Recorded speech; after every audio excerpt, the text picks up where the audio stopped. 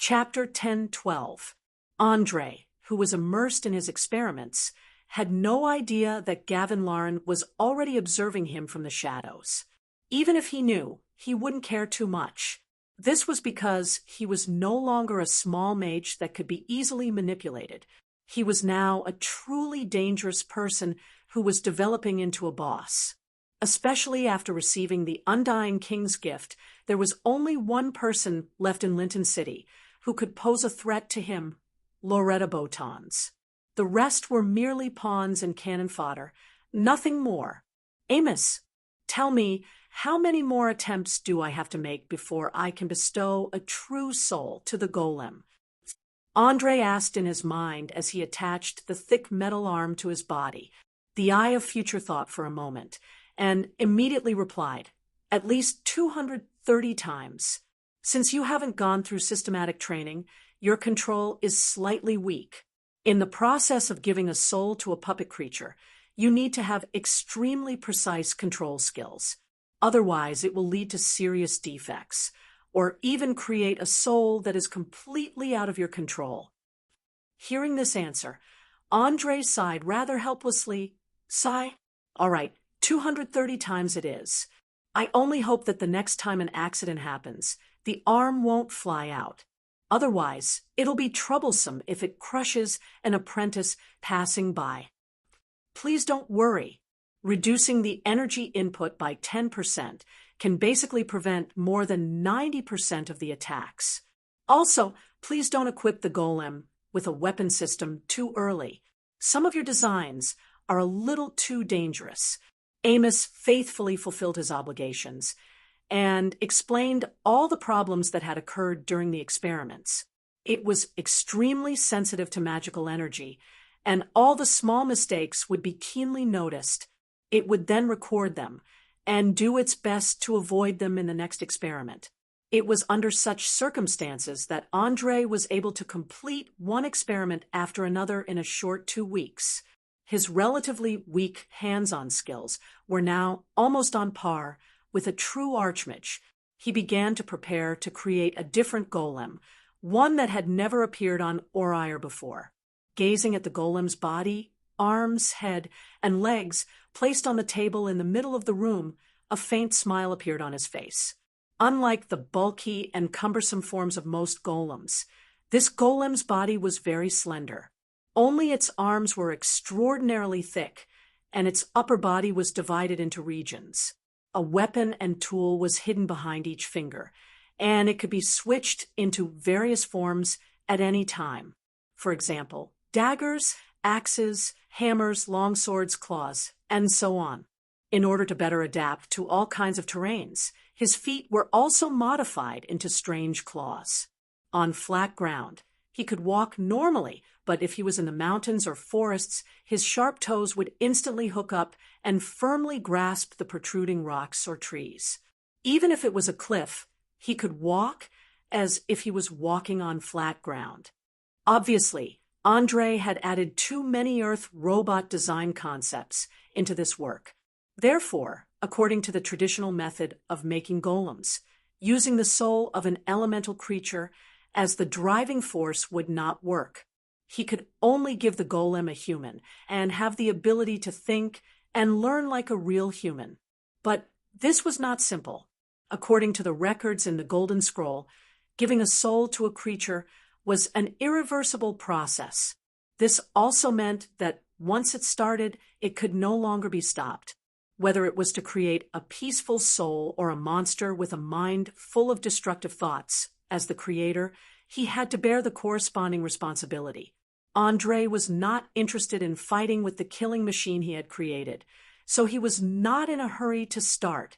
Instead, he repeatedly exercised his precise control to ensure that nothing would go wrong. In the next few days, he tried again and again to awaken the soul, but he failed again and again. There was no way to avoid failure. After all, it was a level 7 arcane spell, limited wish. Andre's current spellcasting level was only 12, so he had to choose to upgrade it. What he needed to do now was to feel the subtle changes in the magic energy during the birth of the soul, so that when he really created the soul, he could create a complete soul according to his own will. Time flew, and in the blink of an eye, another month had passed. Andre took the time to join forces with Georgie and Duke Alexander to uproot Duke Ian and his family. He never left the room of the Mage Tower. As November came, all the preparations were finally completed. He had not cleaned himself for nearly 2 months, so his whole body was emitting a strong stench. His hair was greasy and curled into a ball, and his teeth were so yellow that he could smoke people to death with a breath. But all the sacrifices were worth it. After such a long time of focused training, he had completed the training plan formulated by Amos. Today was the day to awaken the soul of the golem. Without any hesitation, Andre directly chose to add a large amount of experience points to the profession of mage. His level instantly soared from 12 to 15, and he could finally learn powerful level 7 and level 8 spells. However, he was not in a hurry to open the scroll box to look for those powerful arcane spells. Instead, he selected the level 7 spell, Limited Wish, and carefully analyzed the complicated spell structure inside. As the name suggested, this was a spell with a strange effect. Not only could it simulate any arcane spells, divine spells, psionic abilities, and spell-like abilities below level 7, it could also achieve some goals that could not be achieved by ordinary means, such as giving a soul to a golem. As for the specific way to use it, it depended on the spellcaster's diction and imagination. After a short few hours, Andre completed the copy of Limited Wish. After a little preparation, he stood in front of the assembled golem and muttered to himself, "After so long, I've finally reached this step. I hope there won't be any mistakes. According to your current control, the probability of an accident happening is less than 0. 1%. It's completely negligible." Amos seemed to feel his master's uneasiness and comforted him in his mind. "Haha, then let's begin." Andre smiled and opened his arms, loudly chanting a spell. His voice full of magic reverberated in the room, and in just a few minutes, the world changed color. Chapter 10:13. Rumble! Rumble! Along with the deafening sound of thunder, the residents of Lincoln City were shocked to find that the sky had suddenly darkened. Silver snakes of lightning were wreaking havoc above the wizard tower, and even the illusions surrounding the tower had disappeared under the influence of the terrifying force of nature, revealing the magical garden. However, this was not the most important thing. The most important thing was that the energy stored in the wizard tower was rapidly depleting. In the blink of an eye, the storage of the elemental pool had decreased by 25%. This was a precious resource that the Association of Mages had accumulated over hundreds of years. The mage in charge of monitoring was scared silly. He rushed into President Boris's room as fast as he could, shouting in panic, Sir, something bad has happened. Wizard Andre is frantically drawing energy. The room he's in has formed a huge flow of mana. If this continues, all of us will be in danger." What? This news woke up Boris, who was immersed in immortality. He immediately stood up and asked sternly, "Tell me quickly, what's going on?" "I don't know. I really don't know anything." The young mage was about to cry, his legs trembling. Perhaps ordinary people or acolytes who did not have a deep understanding of magical energy would not understand what it meant to have such a degree of mana gathering together. However, as an official mage, he knew that once the mana in the room was out of control, the elemental pool in the wizard tower would resonate, and the wizard tower would become a super dangerous, unstable explosive. As long as it was overloaded for more than 10 minutes, it would directly trigger an explosion that was comparable to the power of legendary level spells. Everything within a radius of dozens of kilometers would be turned into ashes under the devastation of the terrifying energy. Be it humans, livestock, or buildings, everything would cease to exist. No one would be spared. Under such a degree of explosive power, any defensive spell would become a pathetic joke. Damn it! Boris cursed under his breath, and immediately stood up and walked to the second floor. He ignored the members of the association, who were rushing from all corners, and went straight to Andrei's room. He used his authority as the president to force open the door, and was shocked to find that the situation was completely out of his control. He saw that Andrei, who was in a state of concentration, had his eyes closed. His body was surrounded by layers of energy rings. They seemed like some kind of protection, but also like a pure energy aggregation. Under the guidance of the incantation, the magical energy in the air slowly flowed into the magical golem's body. Its eyes, made of diamond, flickered continuously, as if it could come to life at any moment. When an old wizard saw this, he could not help but exclaim, "No, this was impossible. He was actually creating life. Create a soul from nothing. Amazing! It was too unbelievable. I never thought that I would be able to see it with my own eyes in my lifetime." Another mage sighed. In the eyes of these mages, who were focused on the magical domain, the ritual that Andrei was performing was far more important than the 100,000 residents of Linton City. If necessary, they could sacrifice the latter. After all, people could be recruited if they died, and the city could be rebuilt if it was destroyed. However, if they missed the opportunity to observe the creation of life and soul, they might not have another chance. In this day and age where magic was extremely weak, the truly powerful mages mostly retreated behind the scenes, rarely appearing in the public eye. Thus, the mages present all widened their eyes, wanting to record every movement and every incantation so that they could bring it back for careful study. Even President Boris subconsciously clenched his fists, unable to believe that the young man who had been nervous and uneasy in front of him a few months ago had blindly surpassed him and become an undisputed great wizard. As someone who had also mastered level 7 magic, he would never mistake the energy level of a level 7 spell. Andrei, who was immersed in the process of creating a soul, was completely unaware that he had become the target of countless people's attention. He was wholeheartedly focused on letting the magical energy collide with each other in the spiritual world, forming unstable high-energy particles.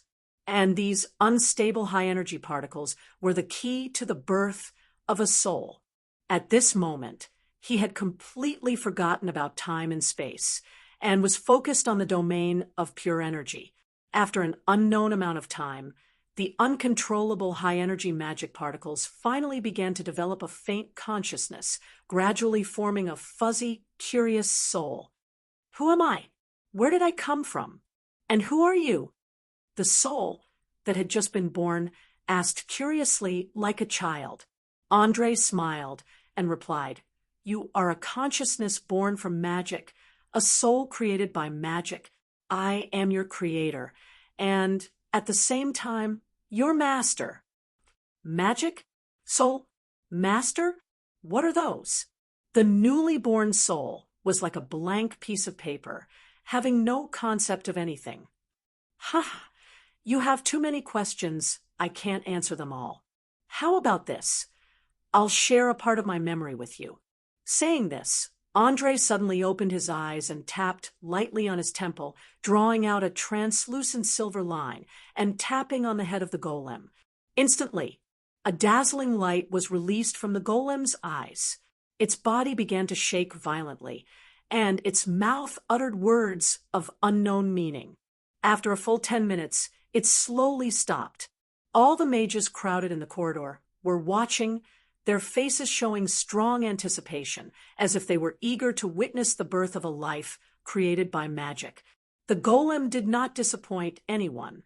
After a short silence, it raised its right hand and moved its 5 metal fingers, letting out a burst of laughter. "Ha ha ha ha! I understand now. I am alive. I have my own thoughts and consciousness. I am a life. A complete life without any imperfections. Thank you, Supreme Creator. Now, please give me a name. How about Wally? Andre suggested with a smile. Wally? That sounds good. Then from now on, I am Wally. The golem quickly switched the various weapons fixed on its arm, its voice full of excitement. Looking at the adamantine golem that had just been named Wally, Andre knew that he had succeeded. All that was left was to slowly influence the thoughts of this young soul and make its values as consistent as possible with his own. After all, intelligent golems were not ordinary golems that only knew how to obey simple orders.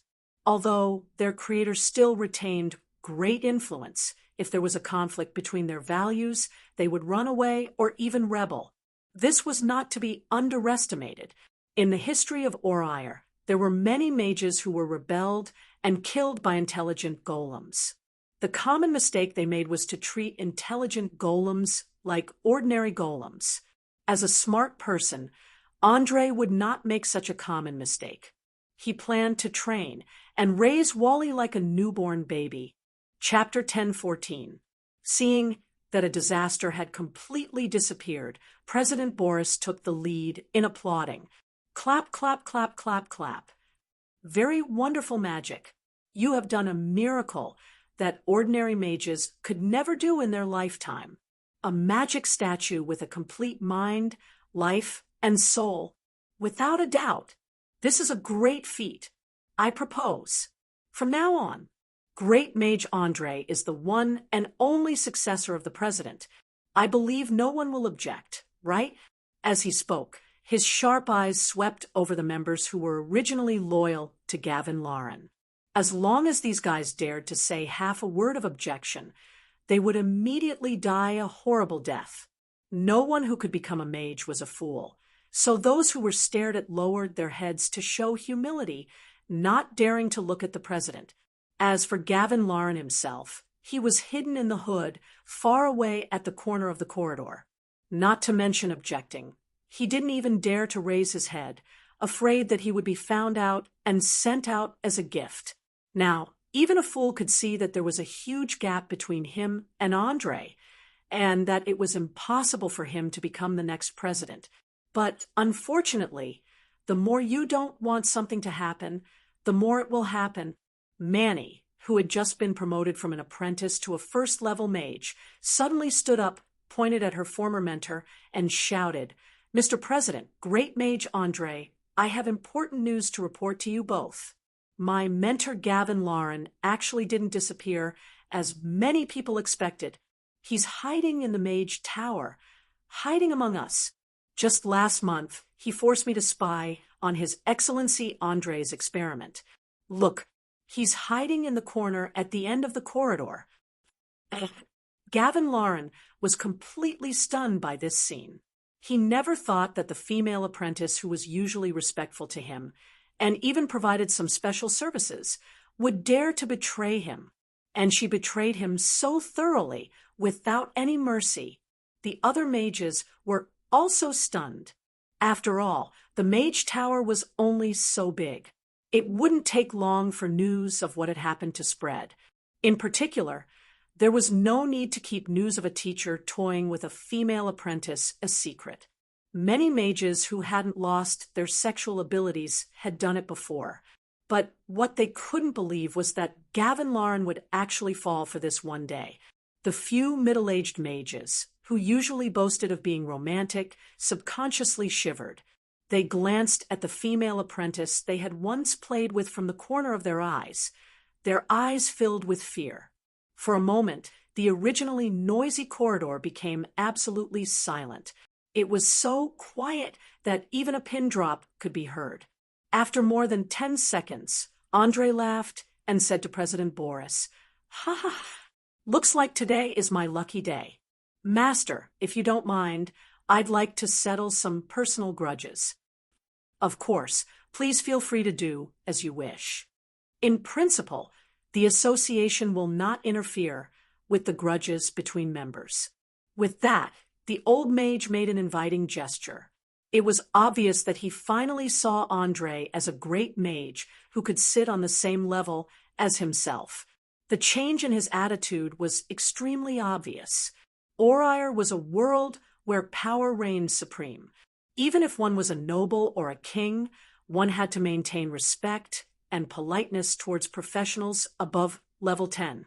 This was especially true for spellcasters such as priests, druids, mages, and warlocks. If they were to unscrupulously retaliate, the consequences would definitely not be something they could bear. Similarly, the relationship between professionals also depended on their levels. You couldn't expect a level 1 warrior to sit on the same level as a level 10 warrior. Only when both parties' levels and strength were about the same would they treat each other as equals. Without a doubt, Andre now had such qualifications. He glanced meaningfully at the scantily clad female apprentice, then smiled and teased. "My dear Gavin Lauren, don't you plan to come out yourself? I remember you warned me a few months ago that in the association, everyone needs allies. When choosing one must be careful. But you don't seem to understand this very well, do you? Damn it, you little bitch. Bitch, how dare you betray me?" Gavin, who was burning with anger, ignored Andre's provocation and rushed straight towards Manny. Looking at his posture, it seemed that he wanted to strangle her to death to relieve the hatred in his heart. Of course, it wasn't that he didn't think of escaping, but anyone with a little bit of common sense would know that the Mage Tower was not a public toilet where one could come and go as they pleased, especially when the actual controller of the Mage Tower, President Boris, was right in front of him. He could close all the exits at any time. Rather than being caught in an embarrassing situation, he would rather kill the female apprentice who betrayed him first. As everyone knew, most of the mages were a group of selfish bastards. Therefore, their vengeful mentality was particularly strong. Even before death, they would think of ways to make their enemies suffer. As a newbie who had just been promoted, Manny naturally couldn't be Gavin's opponent. She was so scared that she almost peed her pants. She grabbed Andre's hand tightly and begged with a pitiful look, "Sir, please save me. Everything I did before was because I had no other choice, and I'm willing to pay any price for it. Just don't let me fall into the hands of that devil." Feeling the other party's breasts being squeezed and deformed on his arm, a hint of playfulness appeared on Andre's face. He said with a faint smile, "Beautiful lady, please tell me, why would you take such a huge risk to identify your former mentor? Don't you know that he's an out-and-out battle mage, and he loves the thrill of killing? Of course it's because of you. It's because of your handsome appearance and unparalleled talent. I feel that a kind-hearted great mage like you should never let a treacherous villain like him find an opportunity to take advantage of."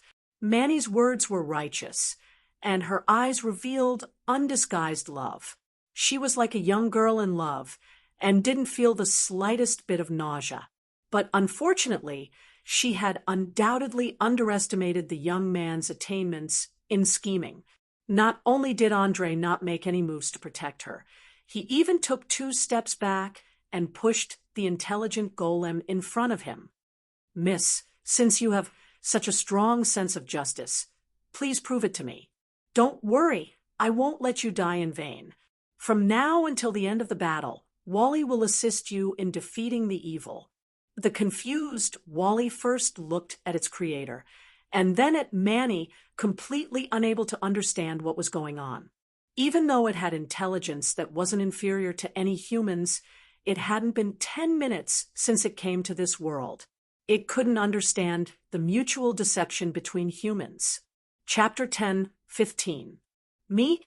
You mean you want me to duel with Gavin?" Manny had a look of disbelief on her face. As a girl who was good at using her beauty and schemes to achieve her goals, this was the first time she had seen someone ignore her charm. She was completely flustered. That's right. Beauty and the beast. This is my favorite combination. I've never been stingy with giving opportunities to those who are righteous. Go, don't let Gavin wait for too long.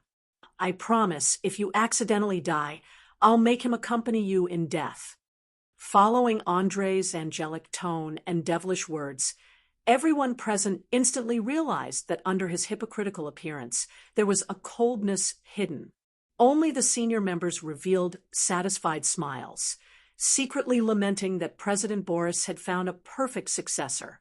It was important to know that managing the Mage Association required more than just talent and powerful spellcasting abilities. A brain that could handle all kinds of sudden situations and a cold-blooded heart was also required. It was obvious that Andre's performance was absolutely qualified. Whether it was forcing a woman with ulterior motives into a corner or getting rid of Gavin with a borrowed knife, it fully demonstrated his talent in this area. Just as Manny was immersed in fear, Gavin walked through the corridor and approached her. He sneered and mocked. "Big-chested, brainless idiot. You think that if you spread your legs, all the men in the world will flock to you? No, you're wrong. In the eyes of a real mage, only arcane magic is their life's pursuit. A slut like you is just a tool to vent his lust.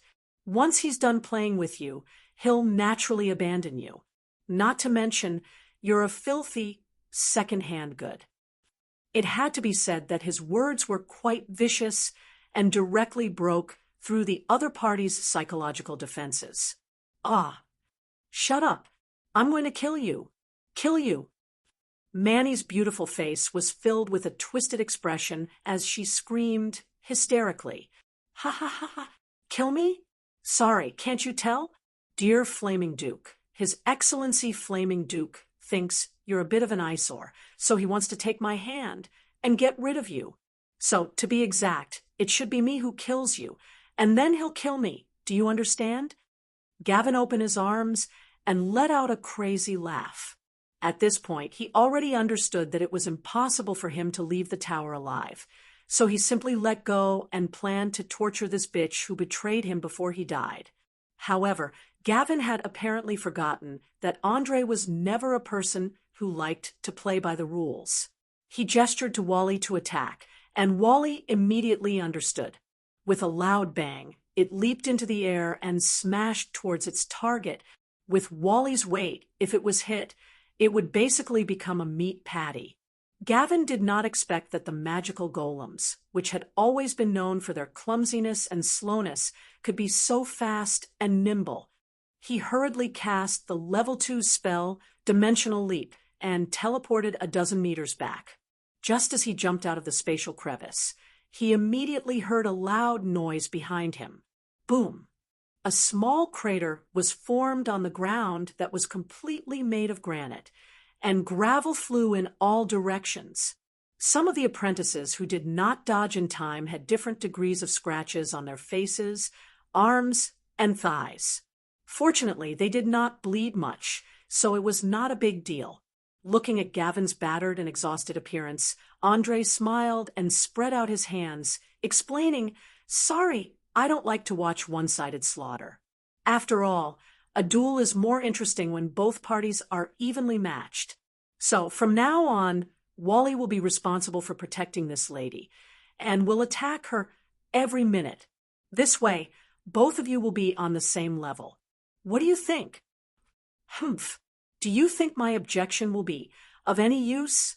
Gavin sneered and retorted, "Maybe it will work, maybe it won't. Who knows? Since none of you have any objections, then I announce the start of the duel. From the very beginning, Andre did not intend to give anyone the chance to choose. Thus, before Manny could open her mouth to make a request, he had completely dispelled her last bit of delusion. Taking advantage of the fact that his opponent had yet to recover, the experienced Gavin began to loudly chant an incantation. From the surging magical energy in the air, it was definitely the most destructive and wide-ranged spell among the rank 3 spells, the Fireball spell.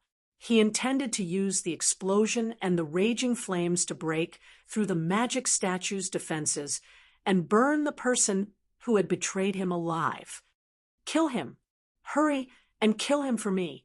Seeing the fire elements rapidly gather, Manny crazily roared at the magic statue in front of her.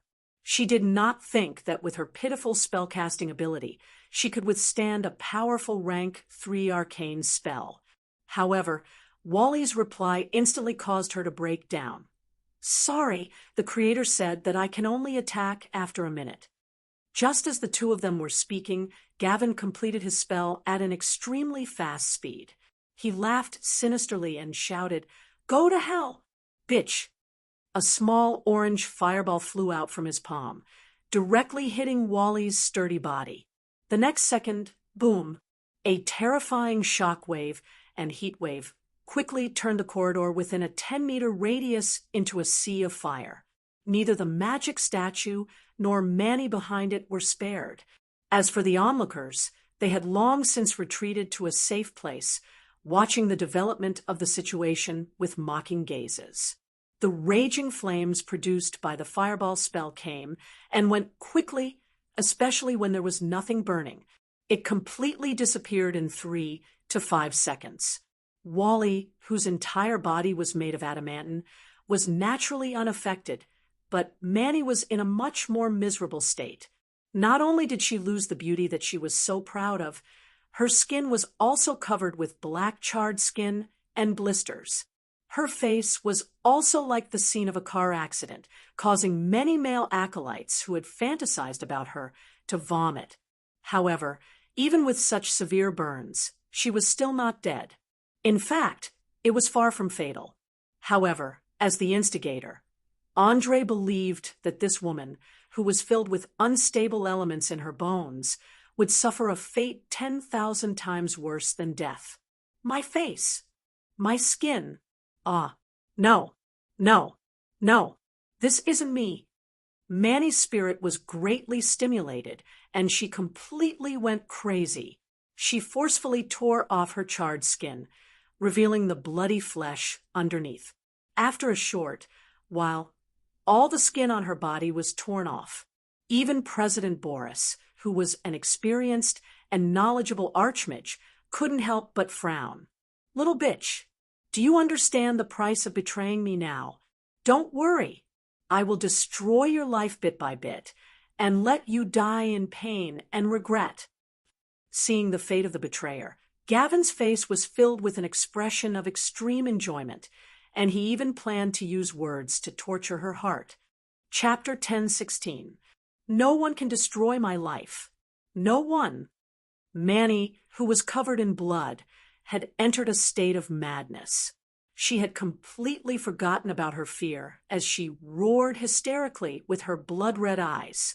Just as Gavin was about to mock her, the Wally, who had been standing still, suddenly moved again. In the blink of an eye, it had covered a distance of more than 10 meters and swung its disproportionately large fist at him.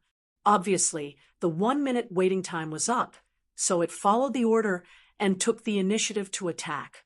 Damn it! Seeing the fist getting closer and closer to his head, Gavin couldn't help but curse. He hurriedly activated the stone skin spell to avoid hitting his head. He planned to use his body to take the blow. There was no other way. The Wally was too fast. With his body that hadn't been trained for a long time, there was no way he could dodge.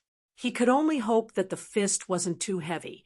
Otherwise, even if his skin was petrified, he would still be injured.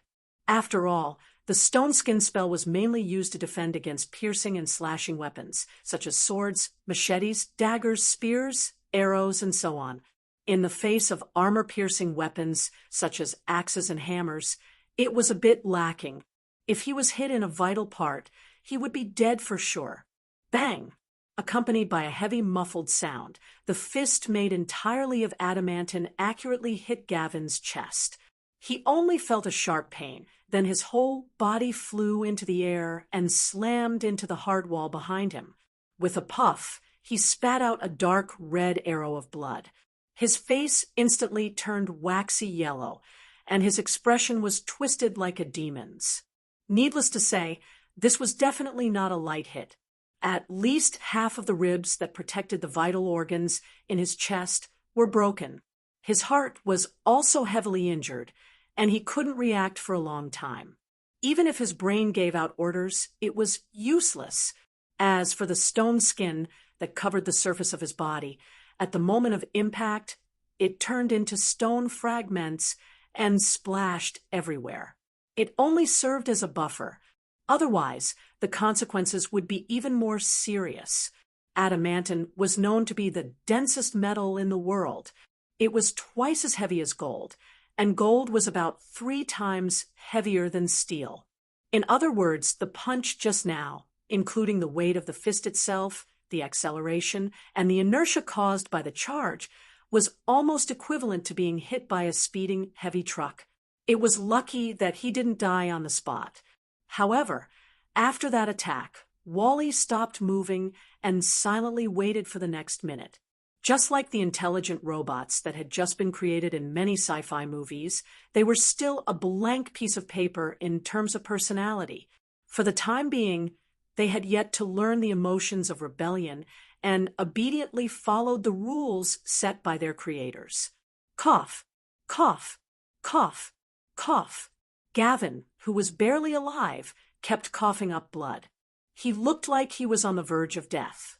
He couldn't even speak a complete sentence, let alone chant an incantation. Ha ha ha ha. My dear mentor, even you have such a day? Don't worry, I'll end your filthy and sinful life right away. But before that, I'll peel off your skin bit by bit. Manny laughed maniacally as she pounced forward. She took out the dagger that she always carried with her and drew a circle on his face. She then used her hands to tear off the bloody skin and stuck it on her own face. Such a shocking scene. Not to mention the acolytes who had never seen the world. Even some of the official mages couldn't help but turn around and run to the corner to vomit. Only those who had a strong will, or those whose minds were completely twisted, were still enjoying the show that was destined to end in tragedy. In just a few minutes, Gavin's skin was mostly torn off, and dark red blood flowed everywhere. It wasn't clear whether it was because he didn't have the strength to shout, or because his willpower was too strong, but he didn't let out a single scream during the entire process. Skin. This skin is all mine. Ha ha ha ha. As long as I touch it, I'll be able to regain my beauty and youth. Manny, who had gone completely crazy, continuously stuck the bloody skin on her body. She looked like a monster that had walked out of a horror movie. Chairman Boris seemed to be unable to watch any longer.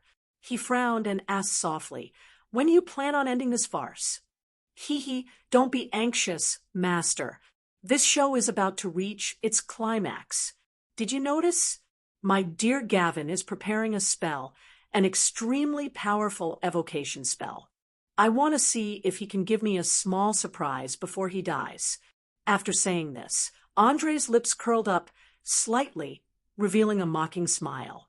As the Flaming Duke, any flowing fire elemental essence in the air would not be able to escape his senses. This was especially so for such an intense concentration of fire elemental essence.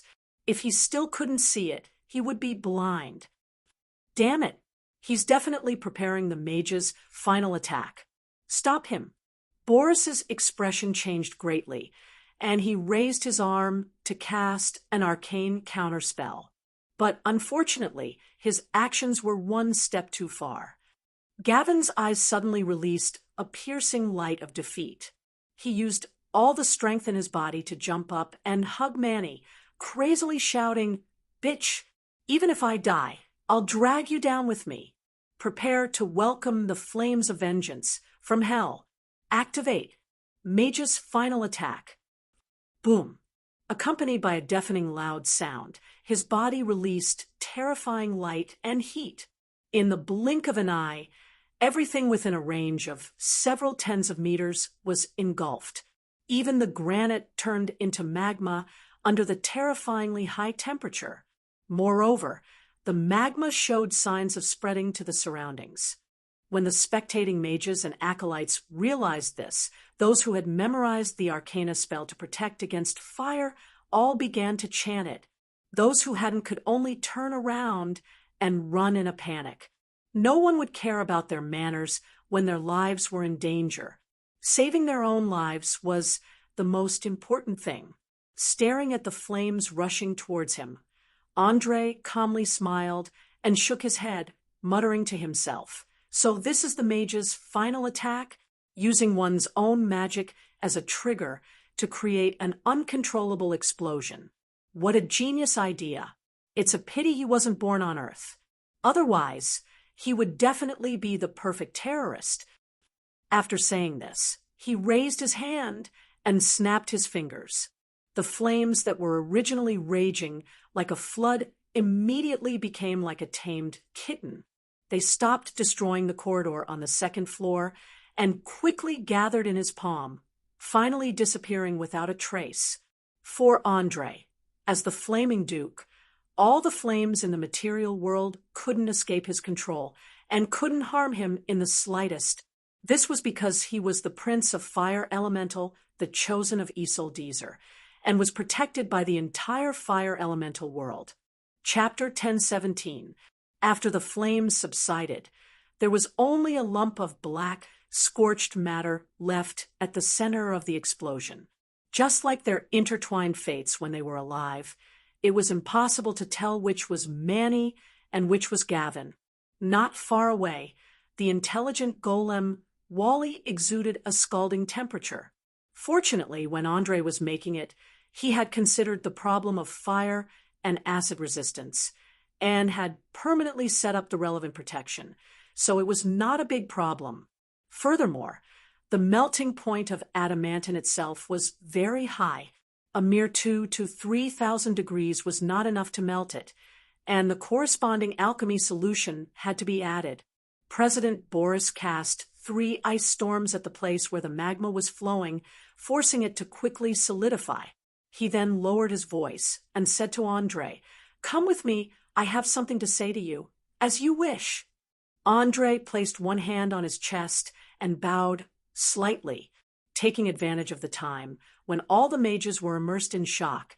The two of them quickly disappeared at the end of the corridor, one in front and one behind. Not long after, Boris opened the secret room at the lowest level of the mage tower and went straight to a room full of ancient stone statues. He did not waste any time and asked directly, "Is it convenient to tell me your current spellcasting level?" Andre smiled and nodded. "Of course. Just half an hour ago, I became a level 15 mage." Level 15. Although Boris had long been mentally prepared, he still could not help but exclaim when he heard it with his own ears. It was important to know that the path of magic became narrower the further one walked. He had used more than 100 years to barely cross the threshold of level 14 and become a great mage who mastered level 7 magic. From this, one could see how difficult it was. But now, there was suddenly a junior who had surpassed him in his teens. An indescribable feeling surged in his heart in an instant. There was jealousy, envy, and shock. That's right. To tell you the truth, I took a special shortcut, so I don't have any reference. You can just treat me as a special individual. Sensing the disappointment in the old man's eyes, Andre had to explain a little. After all, the president had lent him a helping hand when he was at his weakest, so he did not want the other to lose confidence and the motivation to continue moving forward on the path of magic. "No need to comfort me. I'm not the kind of weakling who can't recover after a setback. Besides, I've already finished learning and copying the spells you gave me, and am preparing to find a target." Boris waved his hand to indicate that he was fine, and did not even ask what the so-called special shortcut was. As a great mage, he knew that any shortcut had a corresponding price, and that was no exception.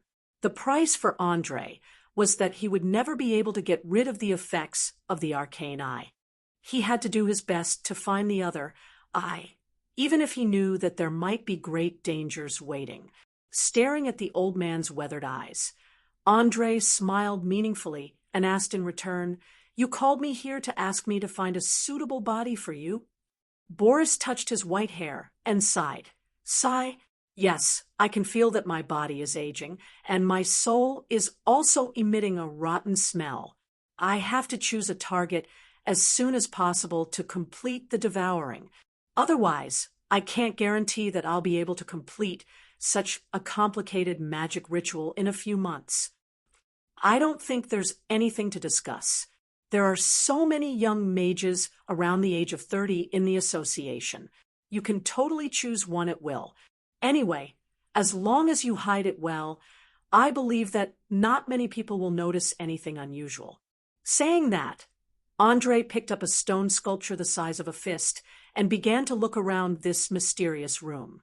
He could sense that these stone sculptures seemed to have some mysterious power that could shield them from the outside world, but he was not sure whether this power was magic or divine spells.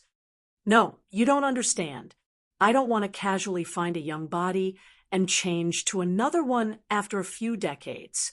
In the end, I'll be addicted to the pleasure of occupying another's body and devouring their soul. I'm a mage, not a devil or a demon. I have my own bottom line and persistence.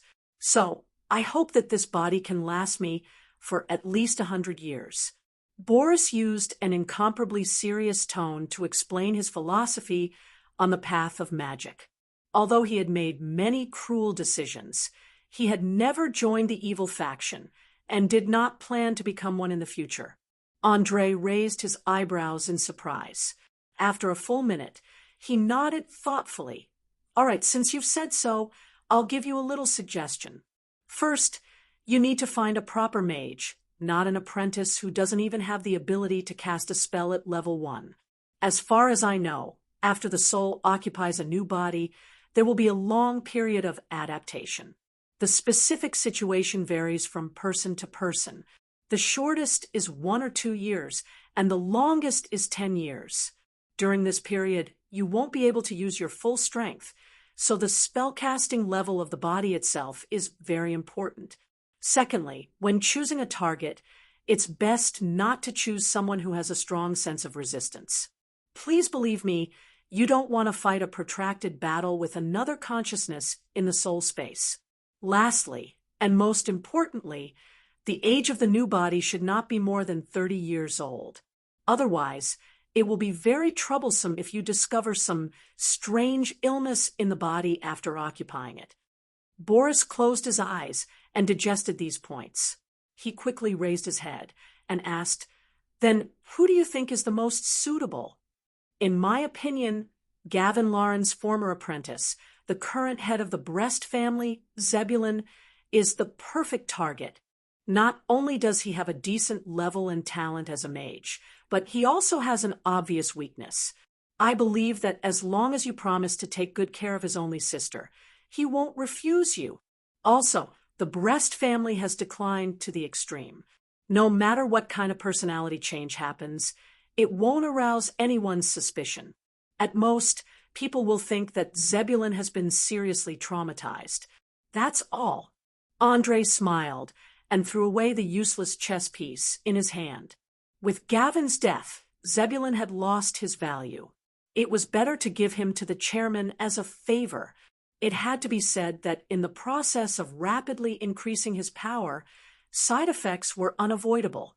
Even he could clearly feel that he was becoming more and more cold-blooded and cruel. Zebulon, is it? That's a good target. I'll try to contact him as soon as possible. Hopefully, there won't be any accidents.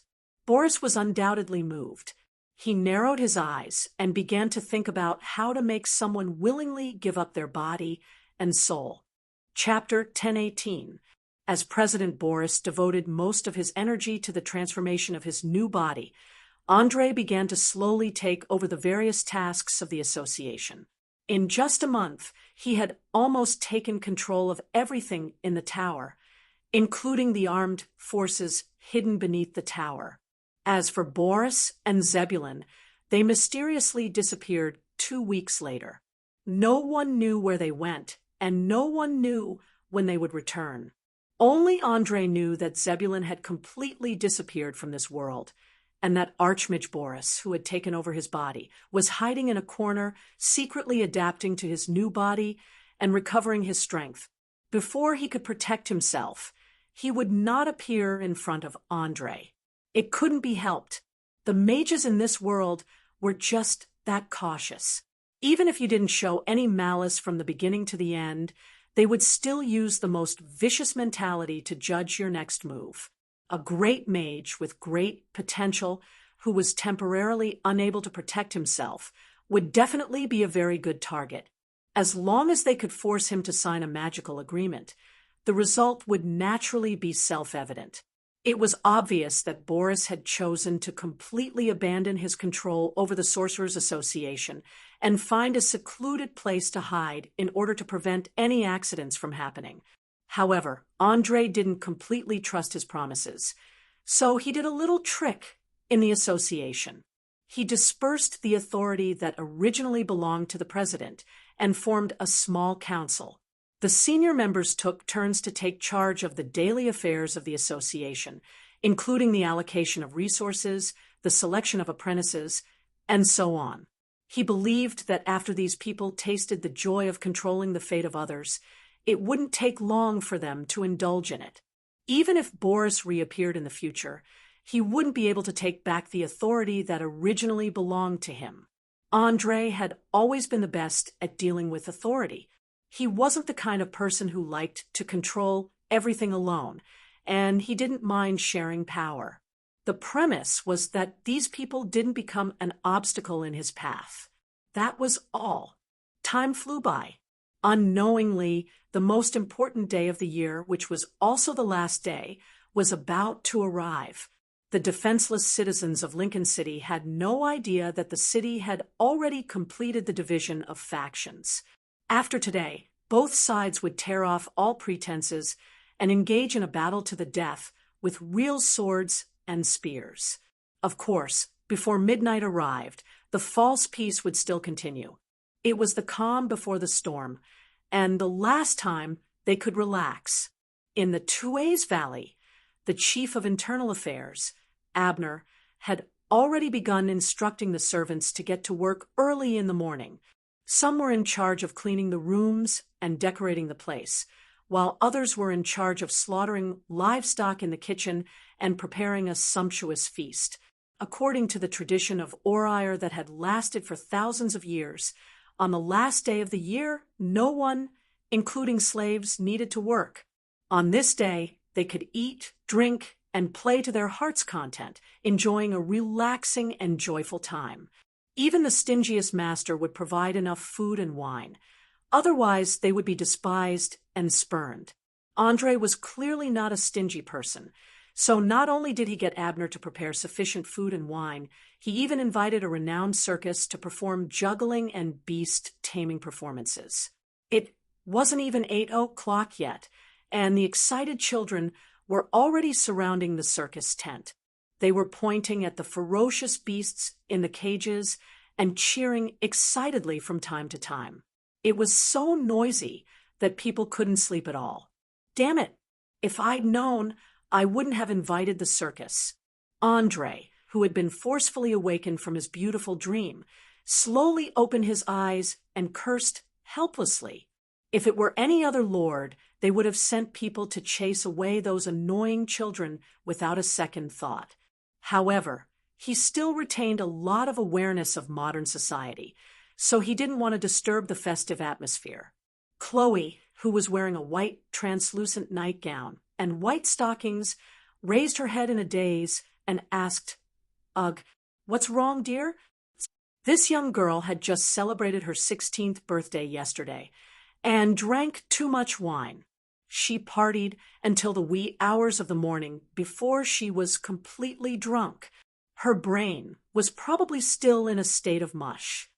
No, nothing, just some overly excited children. Go back to sleep. You must have been exhausted last night. With that, Andre turned around and hugged the young girl's waist, gently kissing her forehead.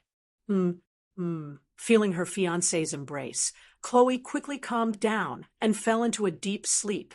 A smile appeared on her peaceful face, as if she had just had a good dream. It made people want to take the next step. However, Andre still had important matters to attend to, so he didn't do anything other than hug her for a while. When the young girl was completely asleep, he got up and began to bathe, brush his teeth, and put on his clothes. After a full half an hour, he finally walked out of the room, neatly dressed. One of his hands was holding the Archmage's staff tightly. Ever since he had obtained this powerful magical item, he would carry it with him even when he was sleeping. In order to conceal the dazzling gem at the top of the staff, he had cast a permanent illusion spell on the staff. After all, as long as one wasn't blind, seeing such a large gem embedded in the staff, one would know that this staff was definitely not an ordinary item. He would be extra careful in battle, and it would be difficult to use it to its full potential.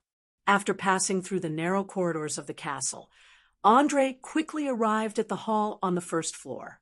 Euros, who had been waiting there for a long time, hurriedly stood up and greeted, "Good day, my lord. I am very happy to be summoned by you on such an important day." "Good day, my friend. Have your people been settled?" Andre asked casually as he sat down on his seat. "Yes, they are very grateful for your kindness.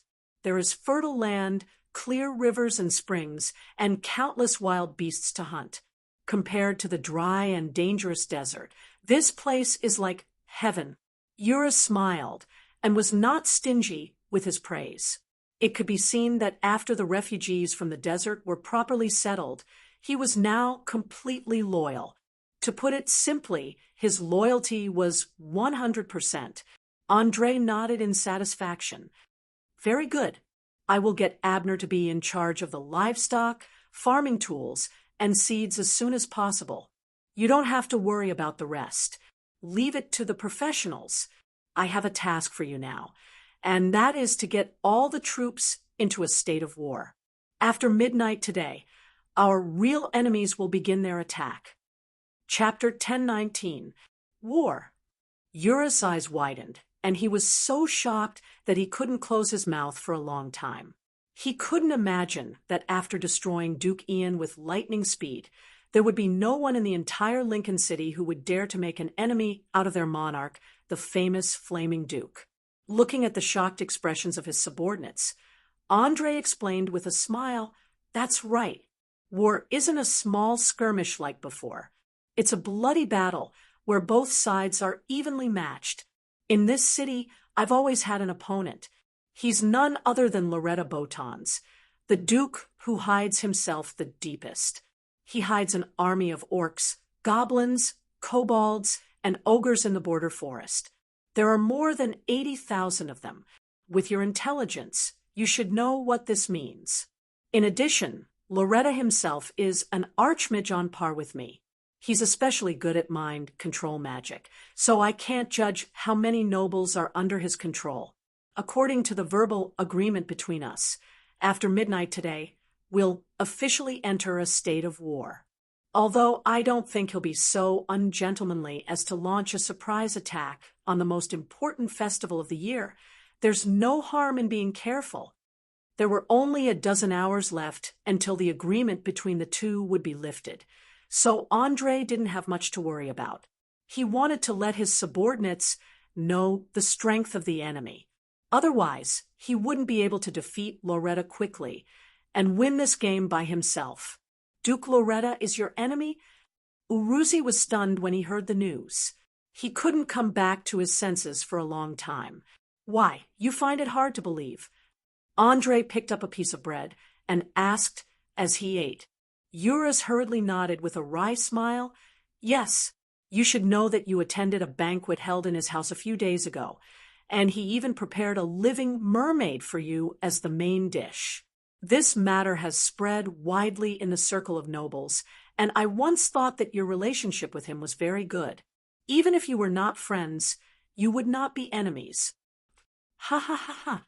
Andre swallowed the bread in his mouth and laughed loudly.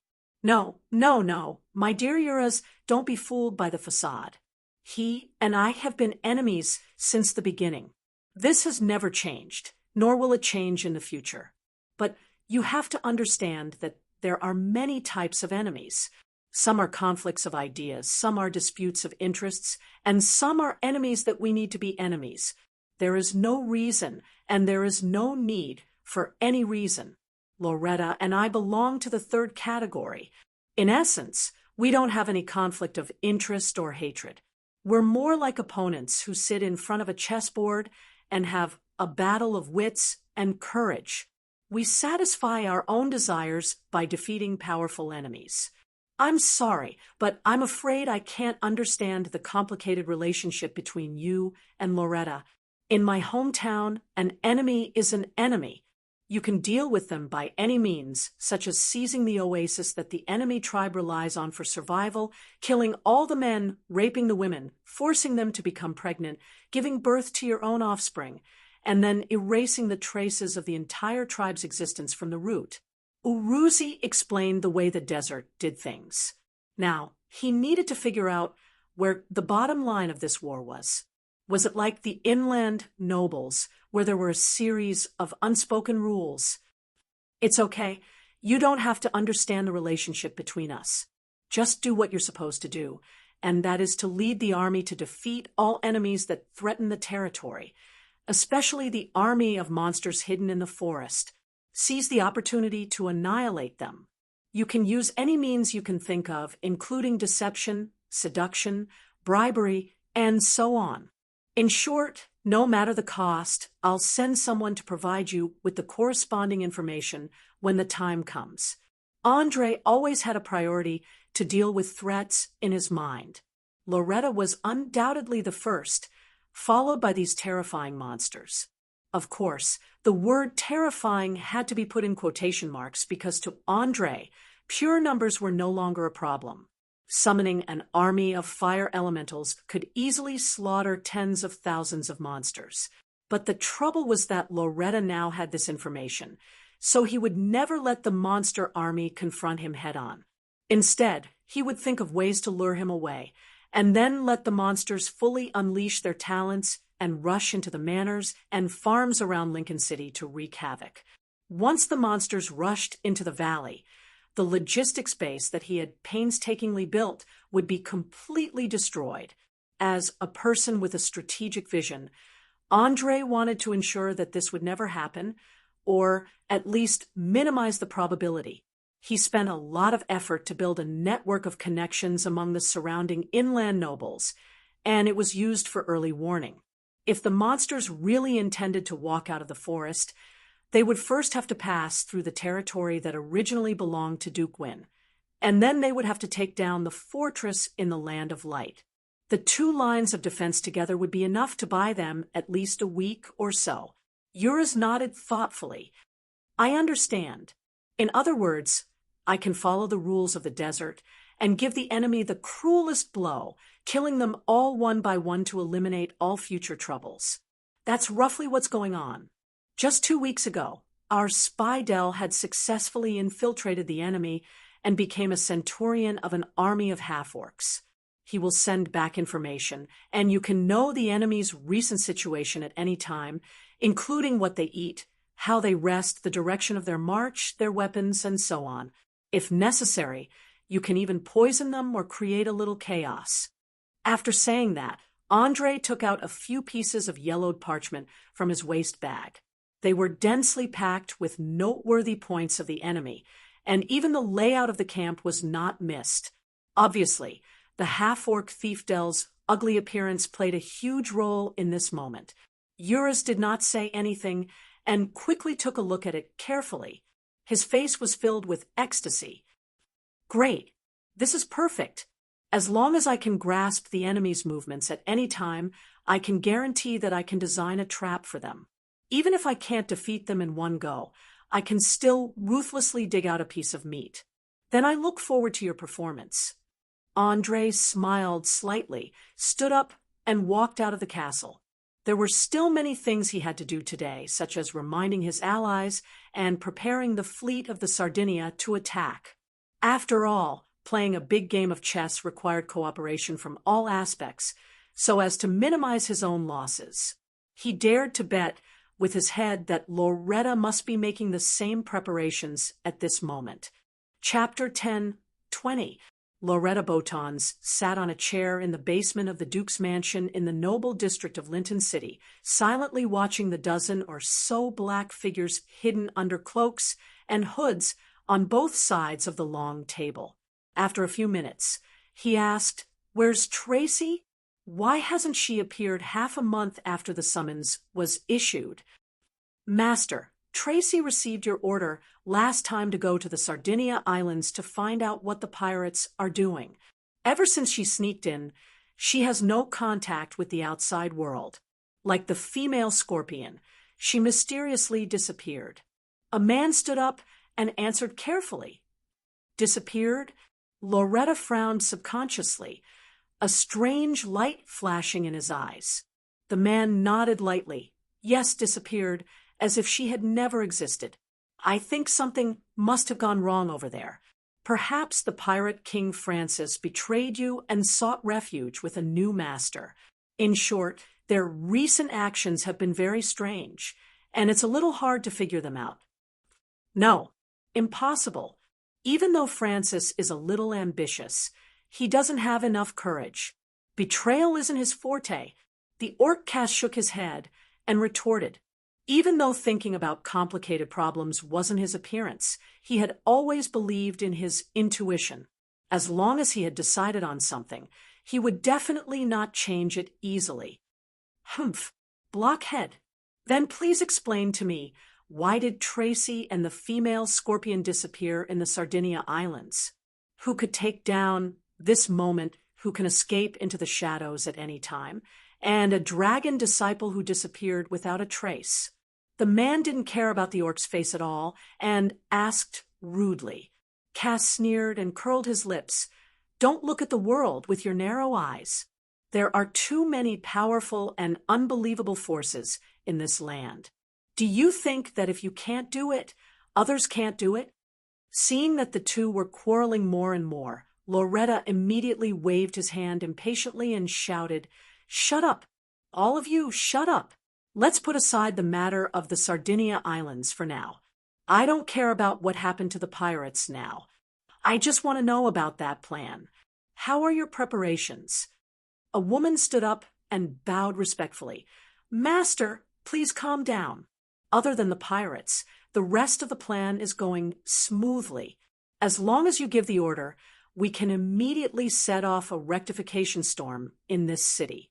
At that time, more than half of the council will be under your control." "Very good." Hearing this answer, Loretta nodded in satisfaction. "I'm giving you the authority now.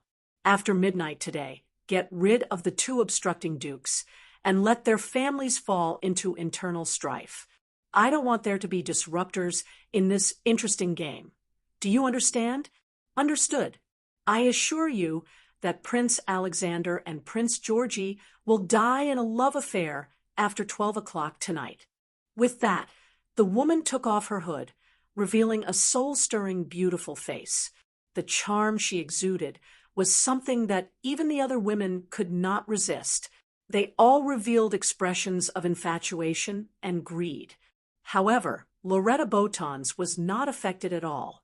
He smiled and praised, "Ramona, your water fairy bloodline is getting richer. It seems that it won't be long before you can inherit all of your mother's power and become a beautiful creature that no mortal can refuse." "Your Excellency, I'm now a beautiful creature that no mortal can refuse. As long as you nod, I'm willing to help you get rid of that self-righteous flaming duke at any time." With that, the woman called Ramona bent down, knelt on one knee, and kissed the ring on Loretta's finger. Her eyes were full of love. "Ha ha ha ha!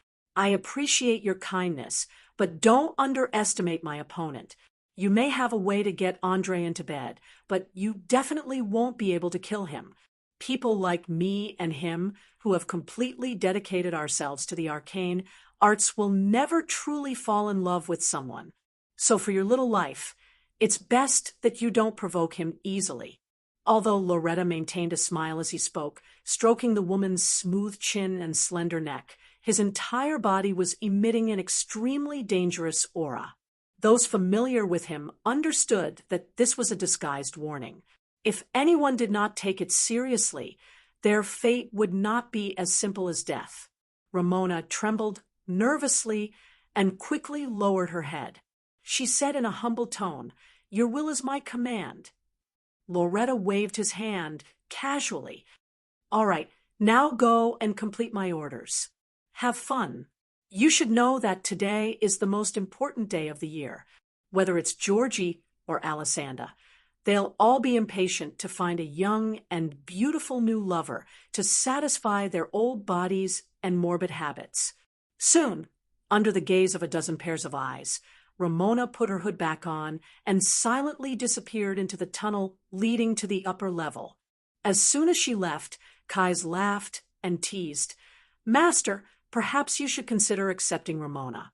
She's the most loyal to you out of all of us because she loves you more than she loves herself." Accept her? A half-water fairy, half-human? Loretta shook his head with a condescending smile. "No, my friend, she's just a chess piece. A chess piece that's still somewhat useful for now. Once I've finished using her, I'll personally get rid of her. Unlike you, she doesn't know how to stay in her position obediently. She's a big trouble. Sooner or later, she'll go out of control, and I happen to hate this situation the most. You're really a cold and heartless person. You're actually willing to kill such a beautiful woman." The half-orc warrior sighed with regret. There was no doubt that he already knew this result. After all, as the commander of an army of nearly 100,000 monsters, his position was much higher than others, and he was also more trusted. "If you like, I can let you personally get rid of Ramona. Explain that you can play with her however you want and for as long as you bring her head back." Loretta's tone was emotionless. It was as if he was talking about a stranger, not a beautiful woman who had expressed her love for him. Sky shook his head in fear. "No, forget it. I can't resist her charm." Loretta smiled and spread out his hands. "See, even a warrior full of desires like you doesn't want her. How can I accept her? Enough with the nonsense. How's the preparation of your army coming along?" "Everything is ready. As long as you nod, the flames of war will ignite around Lincoln City. Slaughter and death will envelop the land, bringing you enough souls and negative emotions," the half-orc answered with a ferocious expression. "Not bad. Then let's move. It's time to make this game lively."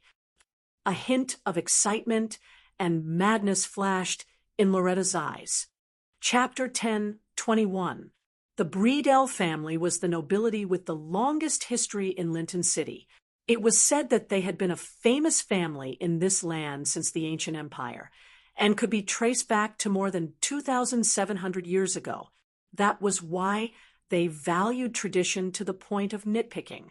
Especially on the last day of the year, which was an important festival, all the members of the family were dressed up to attend the banquet hosted by the head of the family, Georgie. There was an endless stream of nobles who came to congratulate him, and even a poor beggar who stood at the door and said a few words of blessings would receive a shiny silver coin in return. The etiquette and background of the great nobles were vividly displayed at this moment. Whether it was the butler ringing the bell to announce the identity of each guest after entering the door, or the humble and courteous attitude of the servants, it all made people feel that they were valued and respected. Just as Duke Georgie was enjoying the festive atmosphere, he suddenly heard an argument at the door. He turned around and saw an elegant and charming woman in a long silver dress arguing with his butler. Without any hesitation, he quickly stepped forward and bowed to the other party. "I'm very sorry. Good evening, madam. May I ask why you are arguing with my butler?" "Of course, your grace. I came from afar just to feel the warmth of this city, but your butler actually refused to let me attend the banquet because he couldn't produce any proof of identity. This is simply too rude. I've never suffered such contempt and humiliation in my entire life." The woman's tone was rather agitated, and even a little choked up, as if she could cry at any moment. However, she was none other than Ramona, who had just left Loretta Botton's not long ago. Under the powerful charm of the water fairy bloodline, Duke Georgie was instantly captivated. He turned around and reprimanded his butler. "You idiot! Open your eyes wide and take a good look. How can such a beautiful and charming lady not be a noble? Do you want to check the genealogy of every guest before you are satisfied?" "My lord, it's all my fault." The butler had wanted to defend himself, but after noticing the cold glint in his master's eyes, he immediately changed his words and admitted his mistake. As a smart man who had served this family for more than 20 years, he knew too well how twisted and sick Duke Georgie's soul was under the friendly surface. Seeing that the butler had given in, Georgie quickly showed a satisfied expression. "Very good. Now, get your ass to the kitchen and let someone else take your place." "Yes." The butler bowed respectfully, turned around, and disappeared into the entrance of the kitchen. After watching the farce that she directed herself, Ramona's lips curled up slightly. She pretended to be grateful and said, "Your Excellency, the way you punished the servant just now was simply fascinating. Thank you very much for everything you've done for me. If you don't mind, can you show me around?" "No problem. It's my honor to be able to travel with such a beautiful lady." Georgie took her hand and kissed the back of her hand. Ever since he saw the incomparably beautiful woman in front of him, he felt that his old heart had been injected with new vitality, especially the lower half of his body that had not reacted for a long time. It vaguely began to swell, and he could not wait to possess her. "Ha! You are really an elegant gentleman. Please lead the way."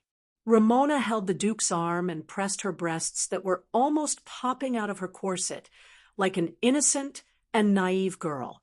Georgie, who had long been aroused, forced himself to remain calm and quickly walked toward the secluded back garden. What he wanted to do the most now was to go to a place where there was no one around to flirt, then bring the woman into his secret room and use those incomparably cruel tools to satisfy his twisted desires.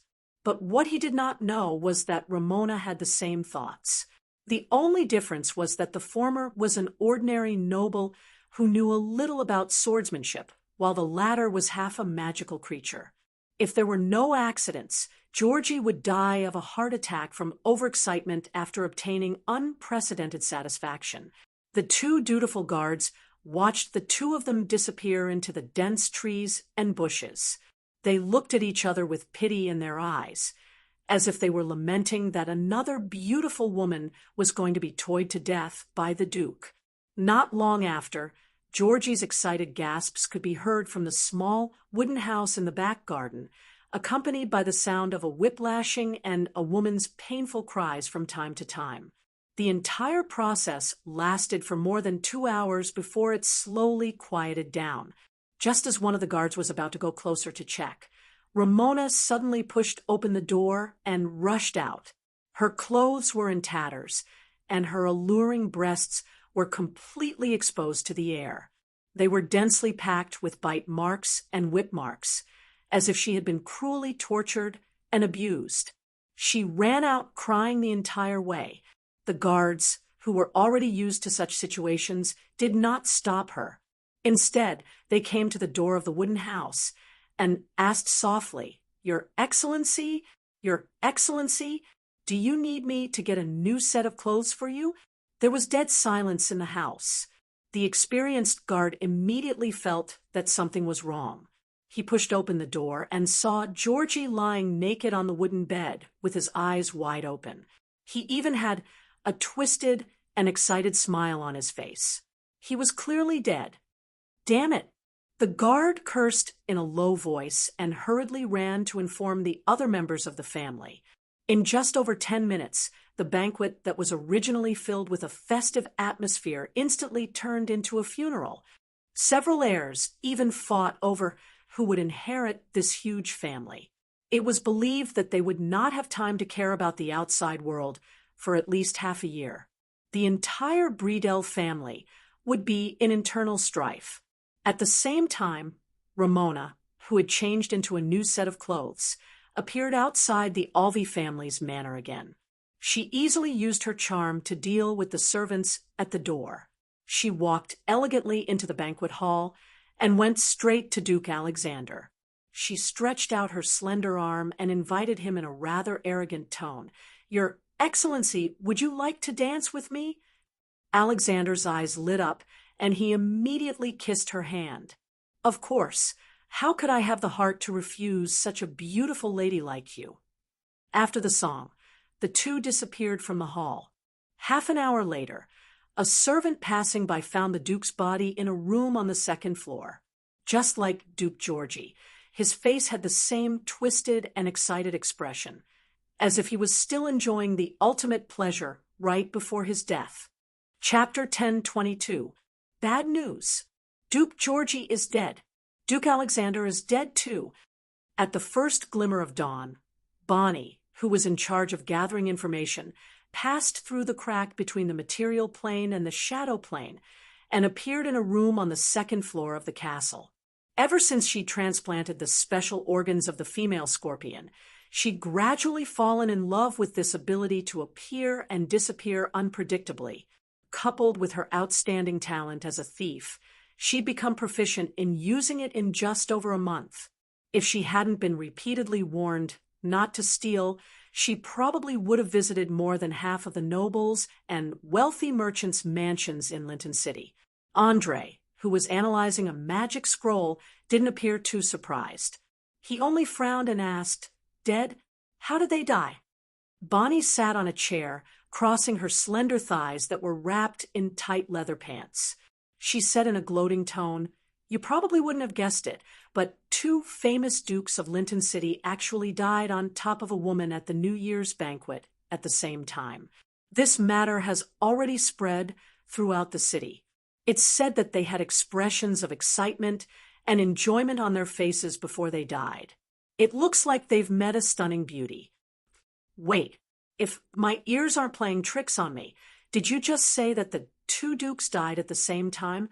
Andre's sense of smell had always been very sharp, and he instantly realized that this could very well be a perfect assassination. After all, it hadn't even been 7 hours since midnight. 2 important figures who maintained the stability of Linton City on the surface had died just like that. Anyone with half a brain wouldn't believe that there wasn't a conspiracy behind this. Furthermore, whether it was Duke Georgi or Duke Alexander, neither of them were idiots who'd throw their lives away for playing with women. They were high and mighty nobles, mature politicians who knew how to restrain the desires in their hearts. That's right. The 2 of them died one after the other, and the interval between their deaths wasn't more than 2 hours. According to my subordinate's investigation, the cause of their deaths seems to be related to an extremely beautiful human woman.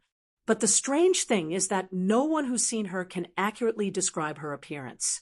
Some say she has long silver hair that cascades down like a waterfall and has a graceful figure.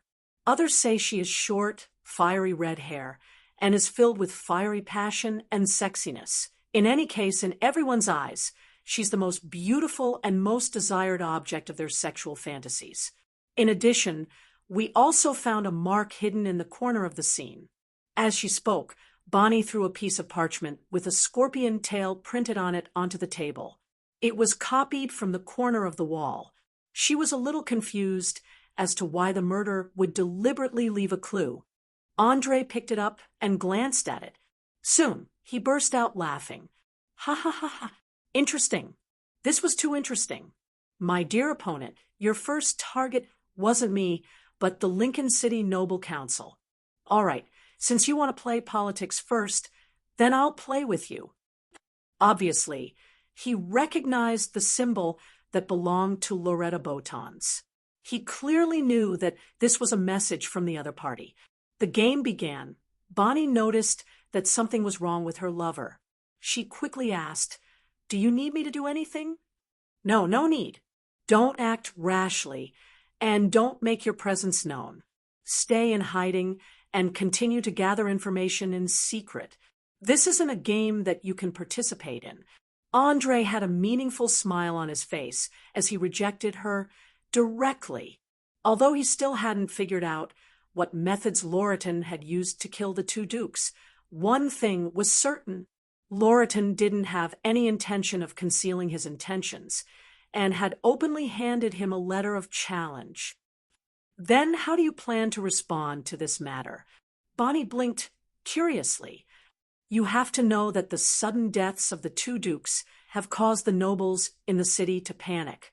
Many of them are secretly forming groups to prepare for the political storm that may occur at any time. Don't worry, I've made sufficient preparations.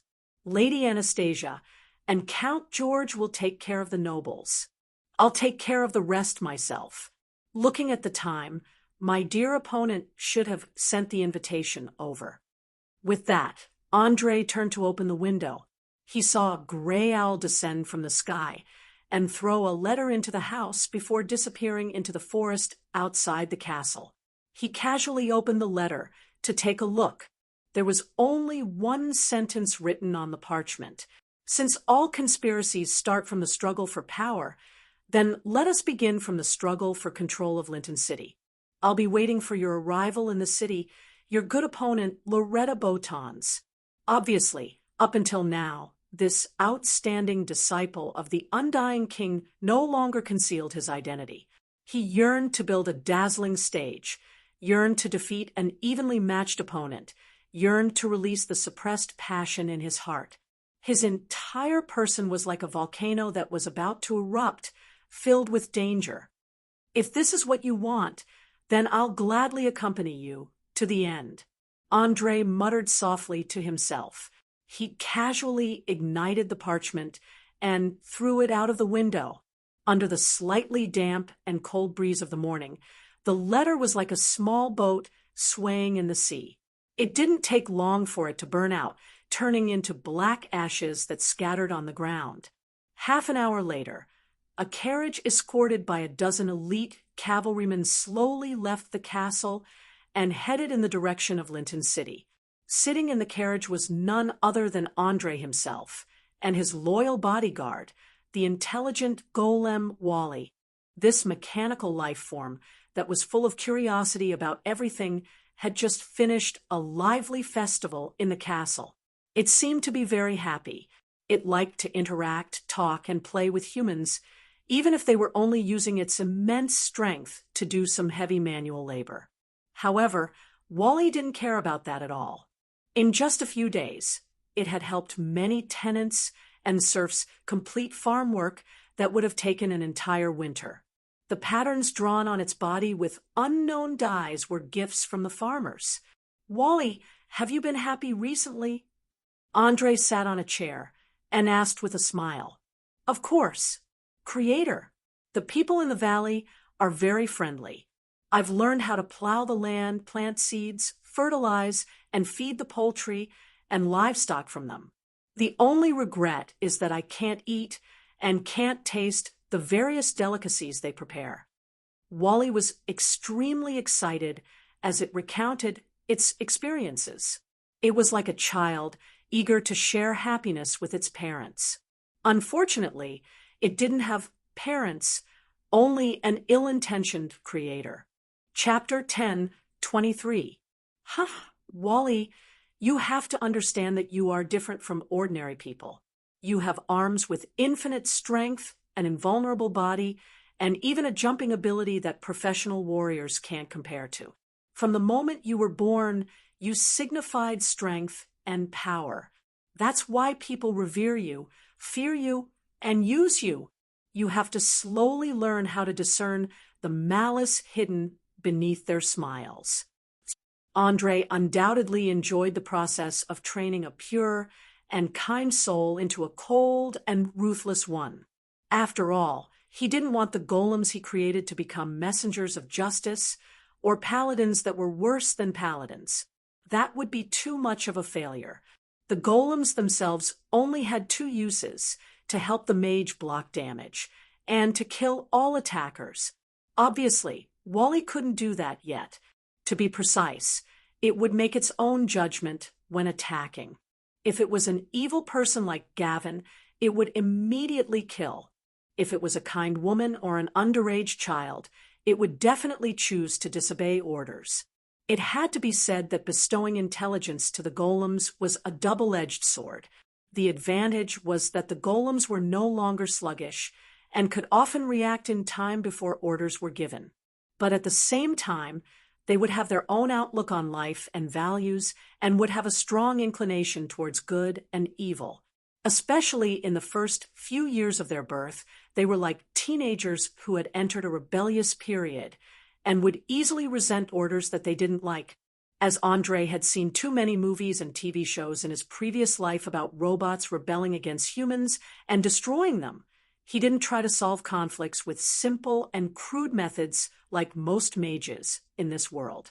Instead, he used the special identity of the creator to slowly guide them. He believed that as long as he revealed some cruel truths at the right moment, it would definitely destroy the fragile worldview of the intelligent golems. Thus, while telling Wally a fable full of dark style, while thinking about how to win more support from the nobles, Andre's carriage passed through the gates and entered the city of Lincoln. Although the deaths of the two dukes caused a great commotion among the upper class, it didn't affect the civilians in the slightest. The shops, inns, and taverns on both sides of the road were still open as usual. Many civilians whose lives had been improved walked towards the temple, begging the gods for good weather in the new year, and that there would be no more pirate invasions. As for whether the gods they believed in had such abilities and priesthoods, it was not within the scope of ordinary people's consideration. Andre couldn't help but sigh as he looked at the people outside the window. Sometimes ignorance was really a blessing. Without knowing the danger that was about to happen, one wouldn't feel panic and fear, and wouldn't have to worry about all kinds of accidents all day long. He believed that if the residents of Lincoln City knew that Loretta Botan's plan to summon a powerful abyssal demon, they would definitely react differently. After passing through the main road that ran through the north and south of the city, the carriage soon arrived at a house in the noble district. This house originally belonged to the blood Marquis Kyrgyz, but it had become Andre's residence in the city after the family's complete decline. The butler who had been waiting at the door hurriedly stepped forward to open the car door and bowed deeply. "Welcome back, Your Excellency. Countess Anastasia and Count George have been waiting for you in the living room for a long time. They look a little nervous. It should be something important. I suggest you meet them immediately." "All right, I got it." Andre nodded and walked through the garden. He stepped on the expensive handmade carpet and walked into the living room on the first floor. The intelligent golem Wally followed closely behind. It stared with its two glowing eyes and looked around, searching for any corners where enemies might be hiding. In the process of making it, Andre had considered the stealth ability and magic invisibility of thieves, so he had specially attached a powerful prophecy spell to its eyes. As long as an enemy dared to appear in its sight, it would be able to find them immediately, no matter how good their hiding skills were. Unfortunately, although this house wasn't heavily guarded, it wasn't a place that could be entered casually. The most suspicious target that Wally could find was the cat sleeping on a tree branch. After confirming that there was no danger in the surroundings, it gave up on the idea of entering the house and silently waited at the door for orders. This was because the pitiful wooden floor in the house couldn't bear the terrifying weight of the golem at all. It would shatter in an instant if it stepped on it. "My friend, you're finally here." As soon as Andre entered the living room, he saw old George stand up and open his arms to give him a warm hug.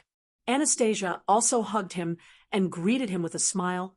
Happy New Year. I heard that you and Chloe are very close. It seems that in a few months we can consider holding a wedding. Haha, you didn't come here today just to tease me, did you? Andre asked with a smile, after sitting down again. Old George's face suddenly became serious. No, of course not. We have something very important to talk to you about. Let me guess. Don't tell me it's about the funeral of Duke Georgie and Duke Alexander? Andre said, meaningfully, as he took a sip of water. You know, Lady Anastasia raised her eyebrows in surprise. Andre nodded gently. Of course I know. In fact, everything that happens in this city can't be hidden from my eyes and ears. They didn't die in an accident, but in a well-planned assassination. The executor was that mysterious woman. What? Who dares to assassinate two dukes at once? Is he crazy? Isn't he afraid of the revenge of the entire noble class? Old George slammed the table angrily. As a conservative, he hated it when people used such despicable means to achieve their goals. Andre smiled unconcernedly. No, this person isn't crazy. He has a clear plan from beginning to end, and the deaths of Duke Georgie and Duke Alexander are the beginning of his huge plan. Who is he? Lady Anastasia went straight to the point. He is Loretta Botons, the only surviving Duke of Lincoln City, and also the one who hides the deepest. Please be prepared. The real challenge is coming soon. With that, Andre stood up and looked out the window at the messenger speeding by. A few minutes later, the butler ran in, panting, and shouted, Your Excellency! The council just sent a messenger saying that Duke Loretta Botons wants to hold an emergency meeting to discuss the recent accident and the future of Lincoln City. Hearing this news, Andre laughed and clapped his hands. Good. Very good. See, the opponent has already made his move. We have to start moving now. I hope we can get enough supporters before dawn tomorrow. Chapter 10:24. Following the sudden deaths of the two dukes, Georgie and Alexander, as well as Loretta Botons' blatant attempt to seize power, the entire Lincoln City quickly fell into a whirlpool of power struggles. In order to ensure that their own interests were not infringed upon, or to seize the opportunity to take a step forward, every noble was scrambling. Carriages with noble emblems could be seen everywhere on the streets of the city, from morning to afternoon, and then tonight there was not a single moment of rest.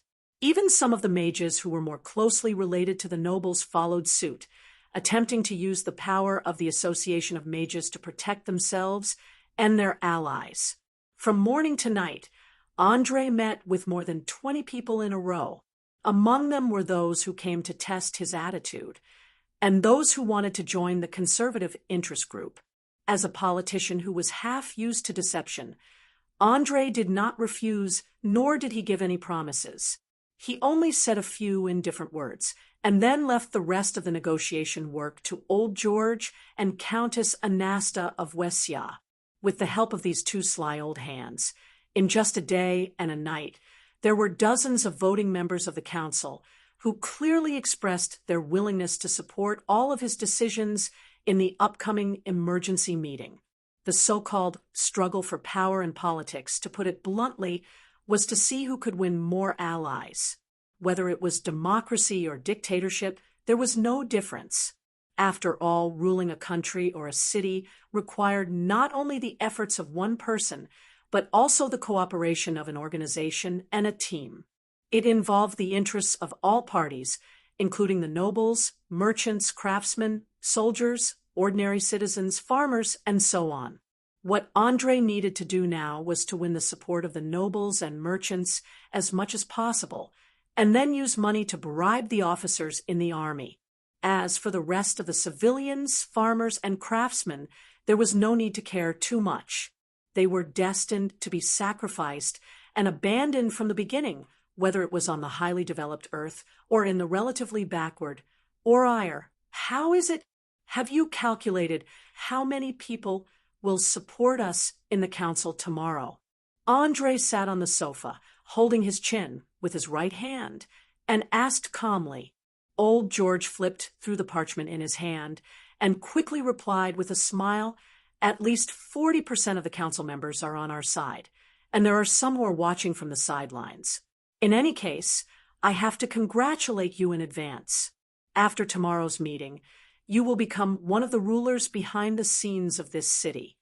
Andre shook his head with a smile. "No, I think we should congratulate Lady Anastasia because she is about to become the first Duchess in the history of Linton City, and possibly the only one. Duchess, I like this new title.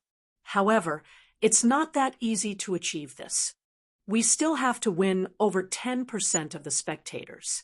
Otherwise, there will be trouble in the voting." Countess Anasta, who was about to reach the peak of her life, looked radiant. She looked at least 15 years younger, like a mature young woman. Her every movement was indescribably seductive. Just look at old George's eyes that were emitting green light. Conquering a woman with the title of Duchess was a huge stimulation and challenge for a man. It was no wonder that there were so many idiots in history who surrounded women in power like moths to a flame and were willing to become their playthings and gigolos. Similarly, power was the best medicine for women to suppress aging. Women with a strong desire for power had particularly strong physiological needs. Many of them still maintained their beauty in their 60s and 70s. Obviously, Countess Anastasia was such a woman. When she learned that Andre was going to push her to the front, she was immersed in the dream of wielding power all day long. Now that this dream was finally going to come true, she was so excited that she could barely control herself. "Countess, please allow me to give you this golden key that symbolizes the Conservative Alliance. It not only represents the position of the leader of the alliance, but also the mobilizing power of thousands of private armies and millions of gold coins." With that, old George took off the golden key hanging around his neck and gently hung it around the other party's neck. Then he bent down and kissed the back of her hand. Anastasia looked down at the key inlaid with emerald and solemnly responded, "Please rest assured, Count, I swear to protect the interests of every ally. May our alliance and friendship last forever." Old George smiled and nodded. "This is what I hope. Only by being united can we defeat all our opponents and become the well-deserved ruler of this city." Andre picked up a bottle of good wine and quickly poured 3 glasses. Then he raised one of them and suggested, "I think at this important time, drinking a glass is the best choice." "Ha ha ha! My friend, this idea is great. Come on, let's drink." Old George also raised his glass. "Cheers! Cheers!" The 3 of them clinked their glasses and drank the red liquid in one gulp, sharing the excitement and joy between them. However, Andre knew that Loretta Botons would not let him achieve his goal easily. The meeting after daybreak would definitely be a battle of words. He had to be prepared to give the enemy a fatal blow at the critical moment. At the same time, Loretta was doing the same thing in the Botons' mansion a few streets away. He was lying on his stomach on the bed, enjoying the massage of a beautiful maid while listening to the report of his subordinates. "Your Grace, I've already won the support of about 40% of the nobles, especially the radicals who have suffered heavy losses. They urgently need a new leader, and they think that you're a good candidate, so they've all expressed their support for all your decisions." "Humph! The whine of a defeated dog. You don't have to promise them anything. When I get the ruling power of Linton City, the first ones I will get rid of are these idiots." Loretta sneered and curled his lips. He obviously looked down on the radicals who had shrunk in strength. To be exact, he looked down on everyone in this city except for Andre, including the churches of the gods. Otherwise, he would not have tried so hard to summon a great demon who was regarded as a taboo by the gods. "Understood," I did not give them any promises. All this support is their wishful thinking. But I have to remind you that 40% is not a very safe ratio. You still need to win the support of 20% of those who are on the fence. Moreover, before his subordinate could finish speaking, Loretta waved his hand impatiently. Say no more. I know what you want to say. The choice of these 20% will be a crucial point. I will win them over through my speech. After all, the game is only interesting when there is some suspense, isn't there? Chapter 10:25. The night filled with conspiracies and restlessness passed quickly, and Lincoln City welcomed a new day. It was also the second day of the new year. Early in the morning, the city council in the center of the city hung the blue flag that symbolized the nobles and the republic. The guards of honor were also lined up, waiting for the arrival of the counselors. However, if one observed the anxious eyes of the soldiers and knights, they would know that they were worried about the possible turmoil. Once there was political turmoil, they would be forced to choose their own side. If they chose the right side, it would be easy. Not only would they get a promotion, a raise, and a smooth sailing life, but if they didn't, then they would be purged along with the losers. Even their families would be unlucky and become beggars on the streets. It could be said that in the entire city, the ones who didn't want political turmoil the most were the soldiers and officers who belonged to the city defense force. But it was a pity that although they had great military power, their salaries were controlled by the nobles. They were like dogs chained up and could only survive under the care of their masters. Otherwise, they would starve to death. Hey, George, who do you think will win this power struggle? Will our next month's salary be paid on time? A patrolling soldier asked his companion in a low voice. The youth called George smiled bitterly and shook his head. I'm sorry, my friend. I'm just a small captain. What insider information do you think I have for such an important matter? The soldier obviously didn't give up. He looked around carefully and said in the smallest voice, Buddy, I heard that a group of people have been secretly contacting the high-ranking officers, especially the knights. I think something big is going to happen. Listen, Sam, from now on, you better watch your mouth. Otherwise, I can't guarantee that you won't suddenly disappear. You understand? George, who realized the seriousness of the problem, covered his friend's mouth and warned sternly. Without a doubt, he knew how dangerous the current situation was. He also knew the consequences of joining the power struggle without permission, so he stopped his friend's words in time. All right, I'll shut up. But George, I want you to understand that as long as you nod your head, you can immediately get a whole 1,000 gold coins. They even promised that you can become an officer of the 100-man brigade.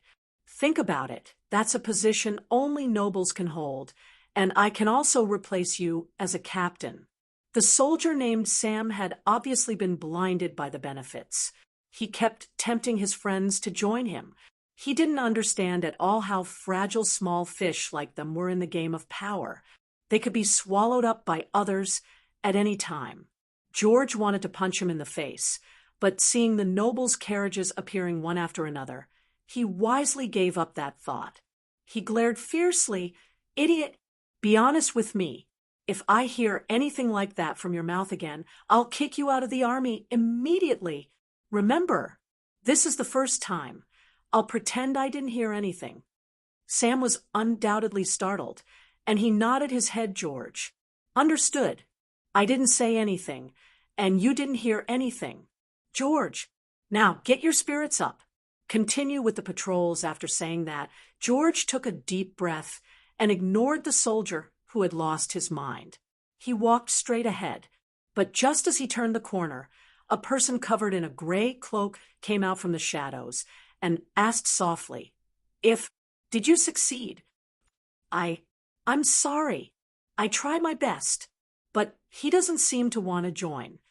Sam replied with a trembling voice, It was obvious that he was a little nervous and a little afraid, but his eyes revealed a greedy light. Since he doesn't want to join, then get rid of him. Here, this is poison. Just add it to wine or food, and a few drops will make him sleep forever. As he said that, the man in the gray cloak took out a small bottle of black liquid. Poison? Poison? You want to kill George? Sam's eyes widened in fear.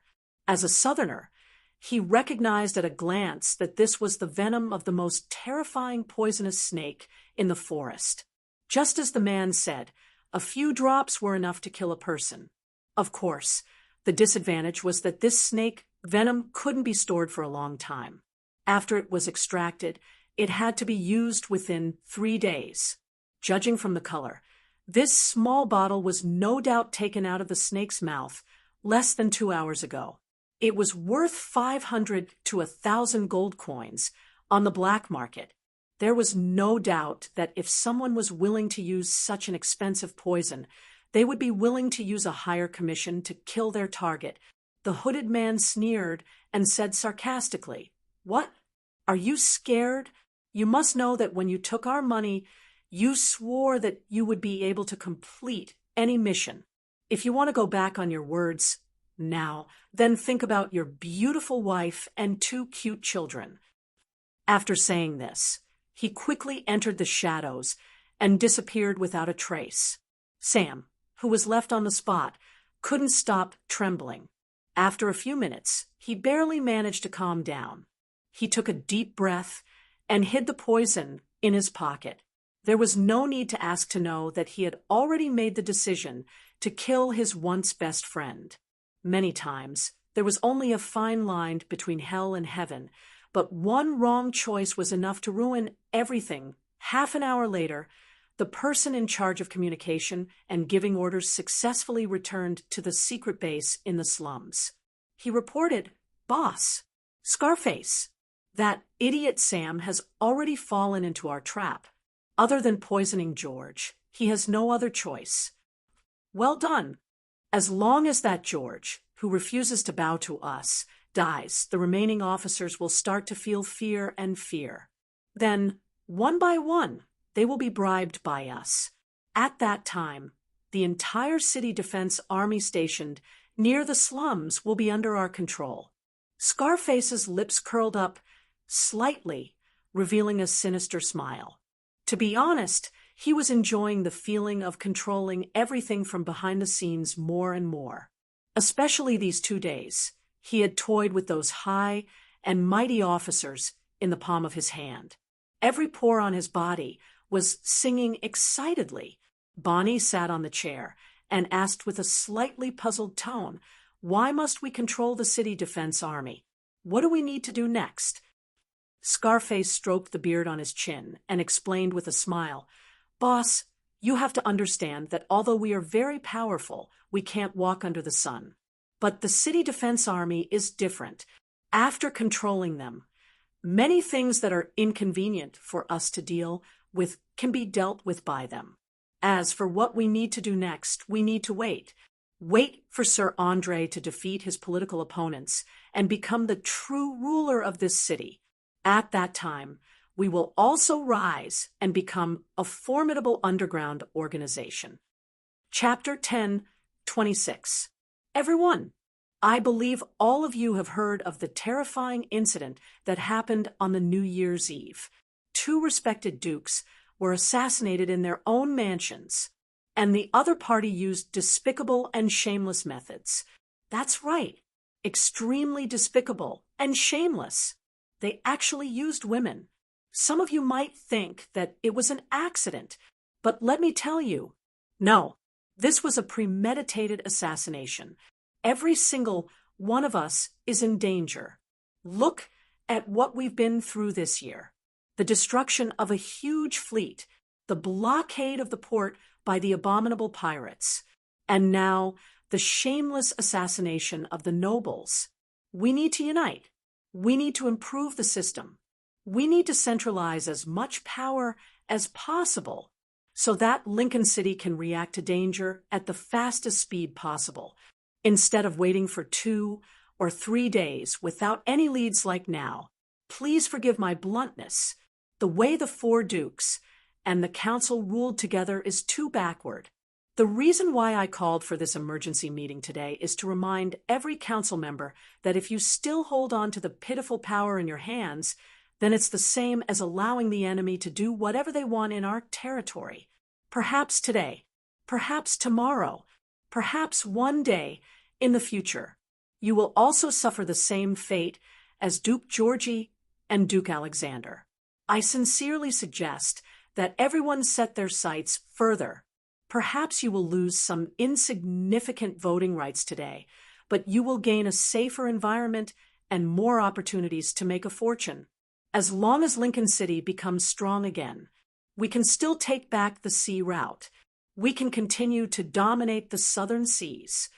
Loretta Boton stood on the podium in the council hall, waving his arms as he gave an impassioned speech. Just as Andre had expected, he explained a point from beginning to end, and that was to centralize all power in the hands of a certain person. Even though he was the most inconspicuous duke in Lincoln City, he rarely appeared in public and would not publicly express any opinions. But a duke was a duke after all, and the family's influence accumulated over dozens of generations was not something a nouveau riche could compare to. Looking at the reaction of the surrounding nobles and council members, although they were surprised by Loretta's sudden change, no one stood out to question him. This was because the problem he was talking about was objectively real, and it greatly threatened the interests of the nobles, especially their personal safety. No one could ignore it. Of course, what the nobles did not know was that all of this was a scheme planned by Loretta. To be able to play to such an extent, he could be considered to be at the peak of perfection. Andre noticed the changes in the expressions of the people around him. He knew that if he did not make a move, the neutral party would be convinced. So he stood up decisively and interrupted his opponent's incessant speech. My apologies, Duke Loretta, I have some questions about your point of view. Would you be able to explain it? Loretta's words, Loretta, with a hand, of course, Loretta, of course, Loretta's, S. However, these disguises might be able to fool the nobles, but they could not fool Andre. He noticed the excitement and anticipation in his opponent's eyes, as if he was eager to fight with him, even if it was only in terms of words. First, the first point. You mentioned that we need to centralize power so that our city can have the ability to respond to emergencies. I agree with that completely. But the problem is, how can we guarantee that once power is in the hands of a single person, they won't do anything worse than pirates and assassins? It's easy to centralize power, but it's extremely difficult to decentralize it. When Lincoln City was first built, we made an agreement with the residents that there would never be a so-called city lord or king. Any unfettered power is dangerous, just like our association. Although we have always held great power, we are also restricted by the council. Can you imagine the terrible consequences if the association goes out of control? I can tell you clearly that it can destroy all resistance in Lincoln City in just a few days. Those so-called city guards and knights will all be crushed by unbreakable steel and incomparably powerful arcane spells. In order to make the nobles realize the terror of centralization, Andre purposely revealed the trump card hidden in the tower. At the same time, he also exaggerated the power of the association. As the saying goes, if you want to refute a person's argument, you don't need to refute it one by one like peeling an onion. You only need to find the loopholes in the argument and launch a concentrated attack to make others doubt and fear. In this way, his argument will give others the illusion that it is a joke from beginning to end. What was the most terrifying thing for the nobles? The answer was obvious: losing their power, their safety, and their wealth. Andre made perfect use of this to incite fear and uneasiness among the nobles. These people might not care about the temporary centralization of power, but they definitely wouldn't sit idly by and watch someone walk all over the nobles. It was like some powerful feudal kings who casually took away the territories of their subordinates. Loretta narrowed his eyes and looked at Andre with a dangerous gaze. After a full minute, he laughed and clapped.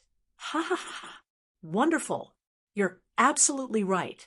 Since you think centralization of power is a dangerous thing, what do you have to say about the recent crisis? How can we prevent similar situations from happening again? Seeing that the other party had kicked the ball back to him, Andre replied, unhurriedly, what I mean is that any power without restrictions is dangerous. However, I didn't say that we can't centralize power. We can establish a perfect supervision organization or a dualistic administration.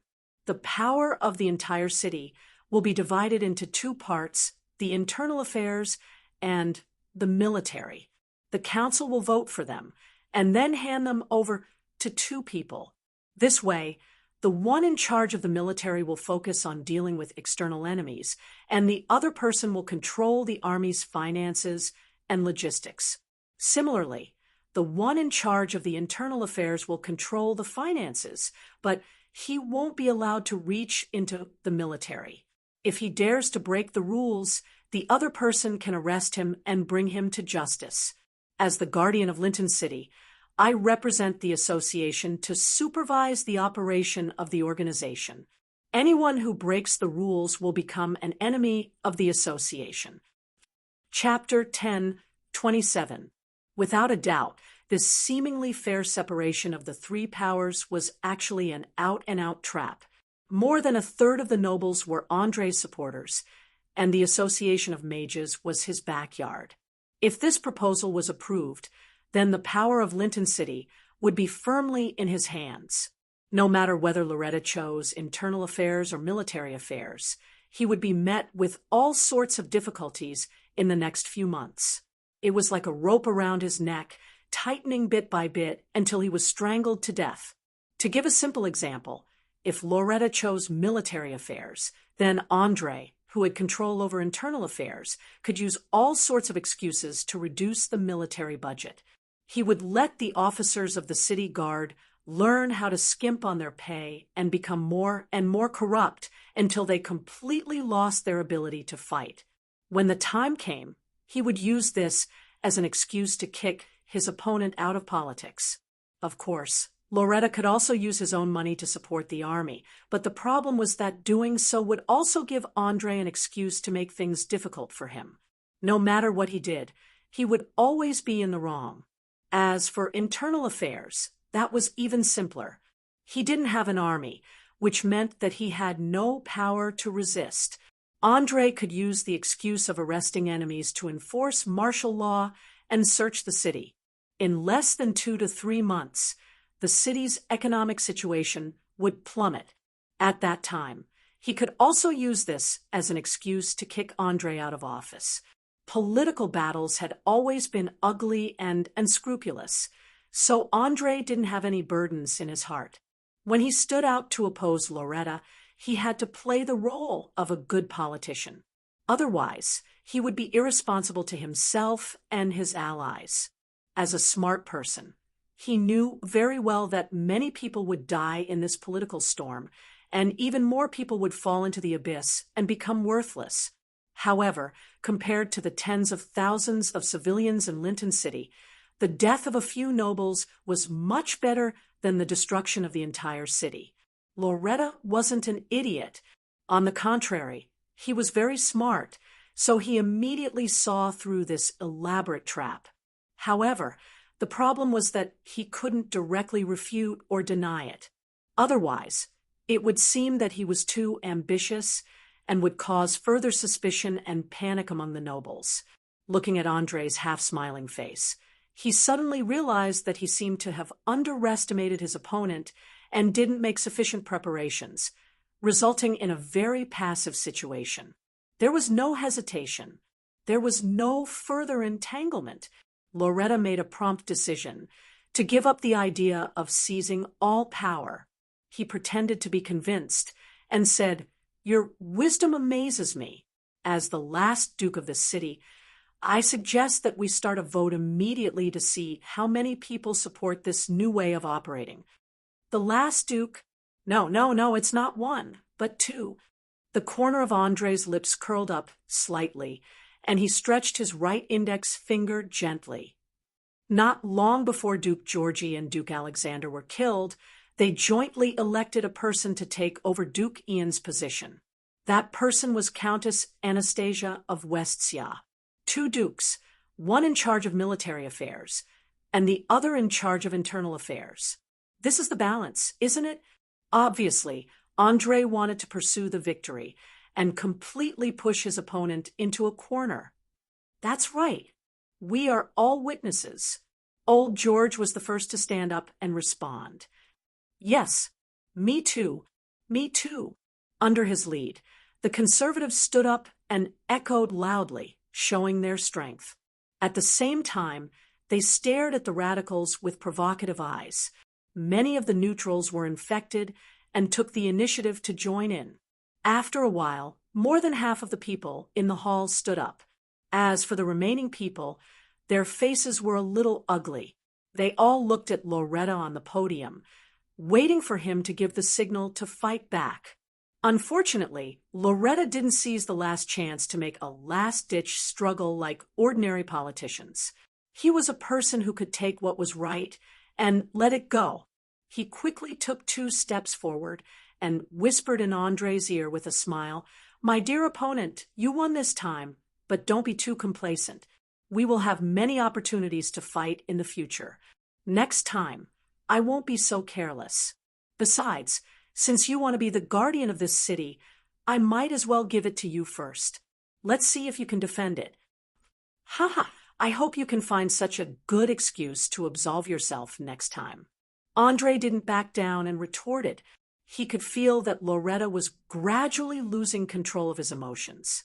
He hoped that Loretta would immediately attack so that he could use the simplest and most direct method to solve everything.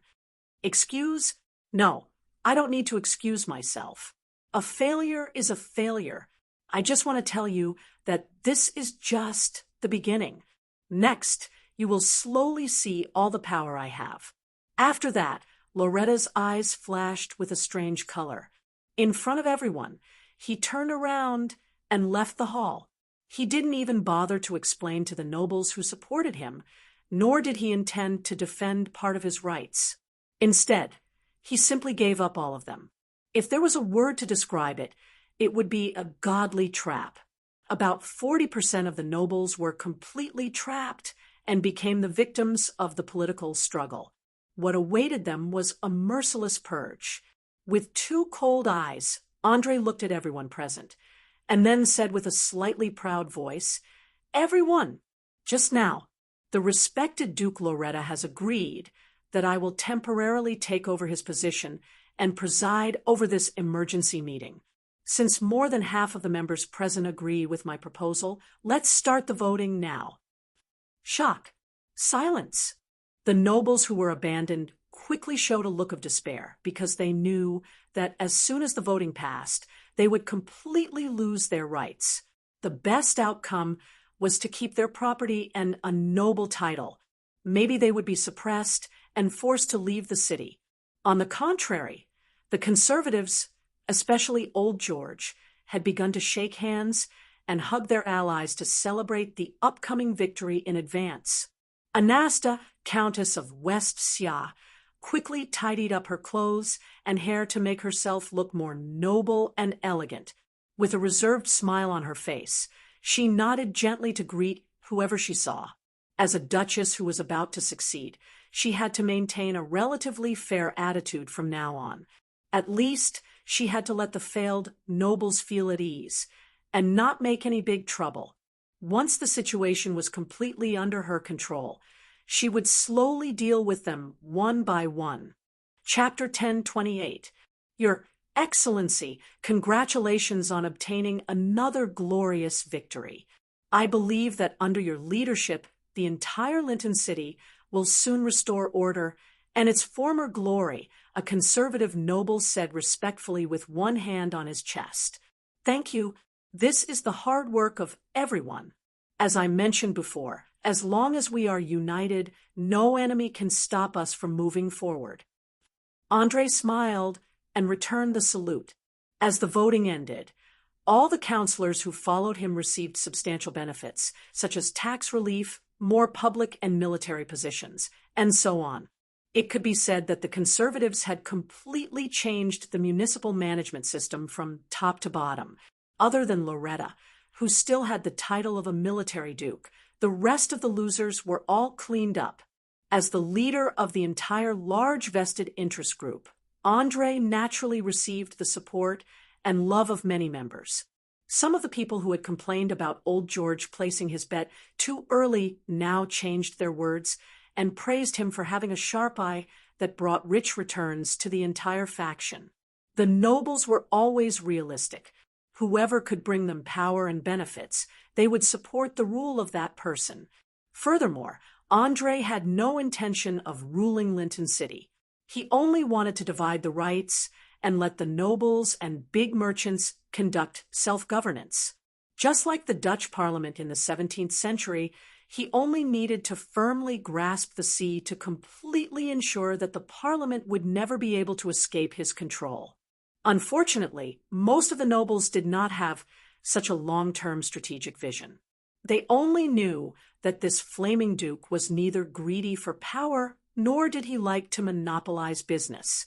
His only hobby was to hide in the tower and study mysterious magic, so there was no reason to object at all. Looking at the men and women chatting and laughing with each other in the banquet, Andre shook his head with a chuckle and sighed in a voice that only he could hear. What a bunch of people without any sense of crisis. If I told them that someone was planning to use the lives of 100,000 people in this city as a sacrifice to summon an incomparably powerful demon, the first thing they would probably do would not be to organize a resistance, but to take their property and family and escape on a ship. My friend, what are you mumbling about? Old George, whose face was flushed, came behind Lee without him noticing. He raised his wine glass and asked with a smile. Although he had already stepped down from the position of the conservative leader, he still maintained his noble status, especially with the vigorous expansion of the table salt trade in the past few months and the escort of the Sardinia pirates. His family's wealth and strength had soared, and he already had 10 armed merchant ships equipped with cannons. Andre shook his head with a smile. No, it's nothing. I just feel a little bored. You know, I don't like this kind of occasion. Besides, there are too many people coming to greet me, especially those guys who keep introducing me to my wife, sister, daughter, and even granddaughter. It's really a headache. Old George raised his glass and took a sip of red wine. He laughed and teased. Ha ha! My dear friend, you must learn to adapt and enjoy. After all, under your leadership, we have become the true ruler of this city.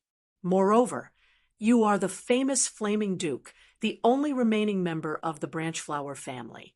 Naturally, you will receive the attention of countless eyes. Think about it. How strong is the desire of those nobles for your bloodline?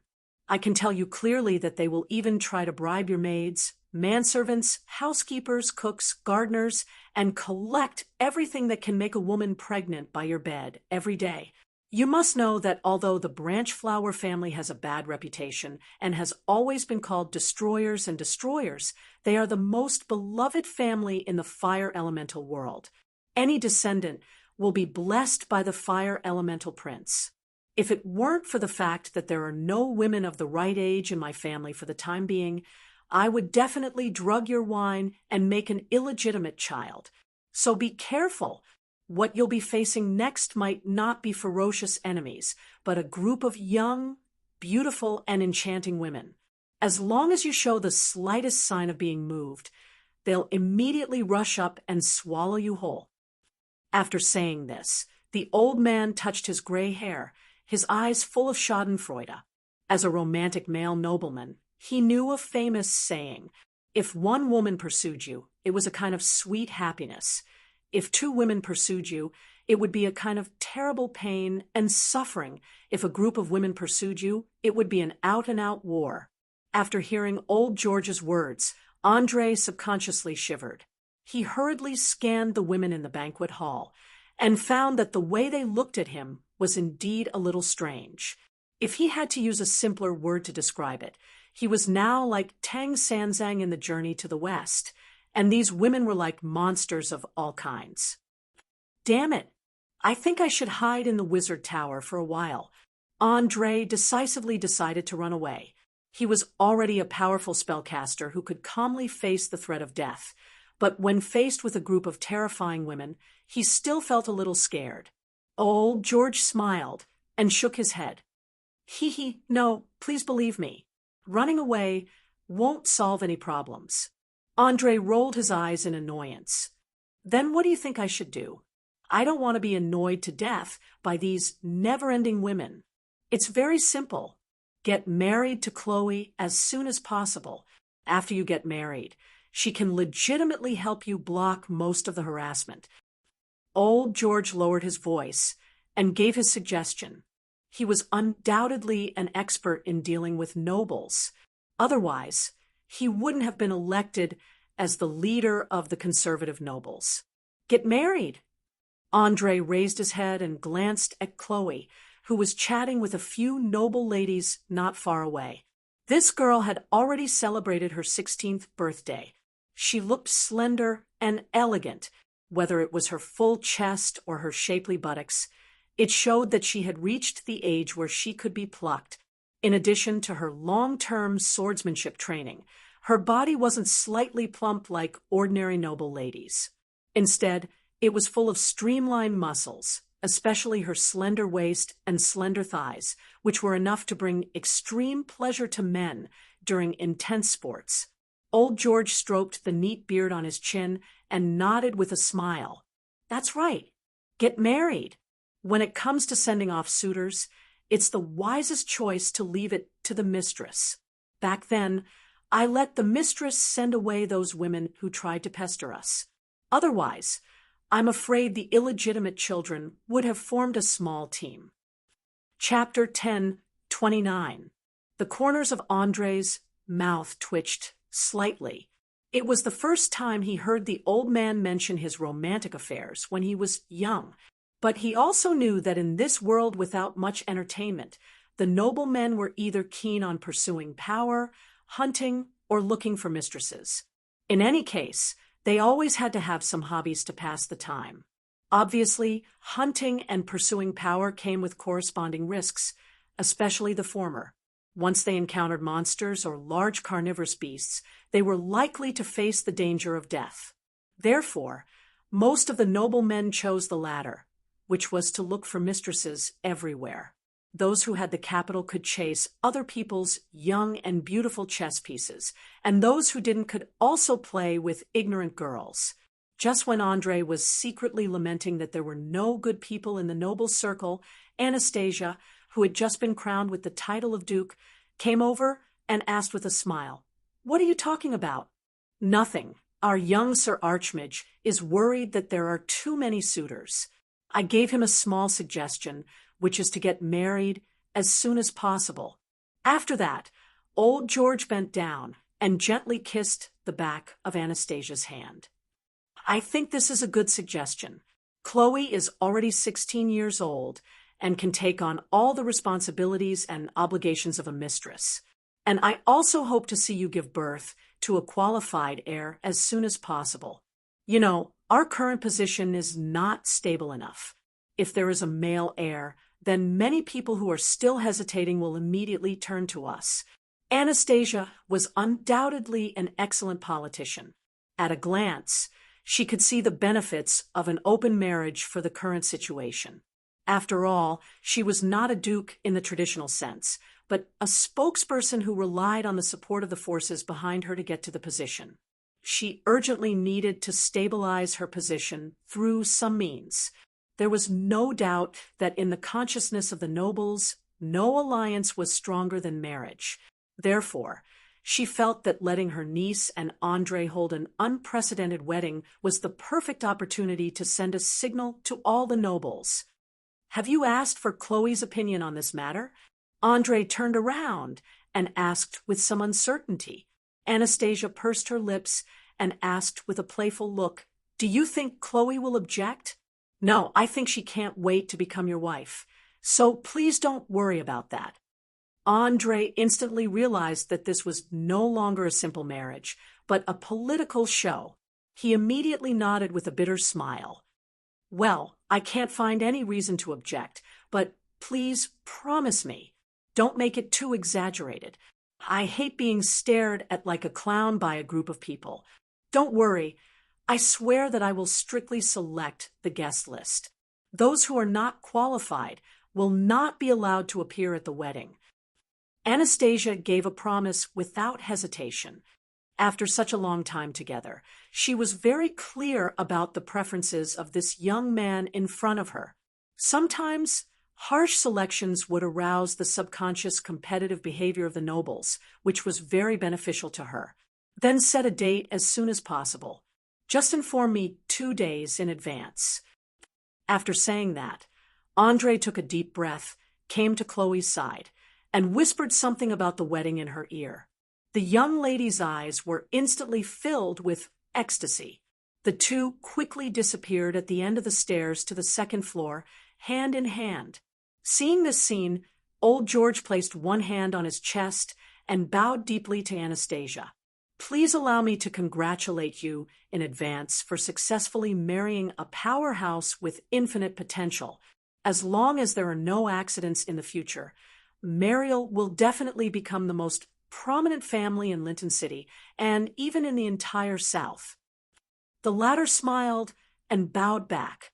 "I also want to congratulate you, because haven't you formed a close alliance with Andre?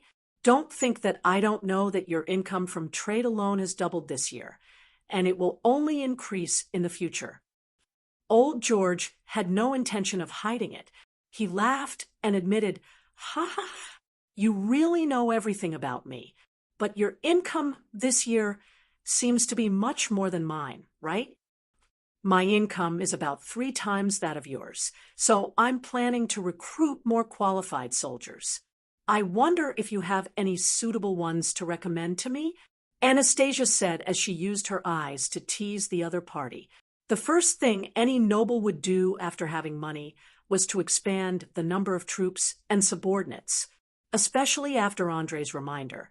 She knew that there would be a lot of turmoil in the future, so she planned to recruit a group of mercenaries in case of emergency. Of course, due to the extremely bad reputation of mercenaries, it was necessary to know their roots. Otherwise, there might be kidnapping and extortion of their employers. I'm very happy to recommend some mercenary groups with better credit, but what do you plan to use in return?" Old George enjoyed this kind of flirting very much, especially when the other party was the only duchess in the history of Linton City. Just thinking about it made him very excited. "How about I treat you to a dance?" Anastasia raised her arm and made a light gesture. "My pleasure." Just as the victorious party was celebrating to their heart's content, Loretta Botons had already returned to his mansion, sitting in the empty basement and waiting silently. After an unknown amount of time, a figure suddenly appeared in the darkness, kneeling on one knee and saying, "Master, do you have any orders for me?" "Ramona."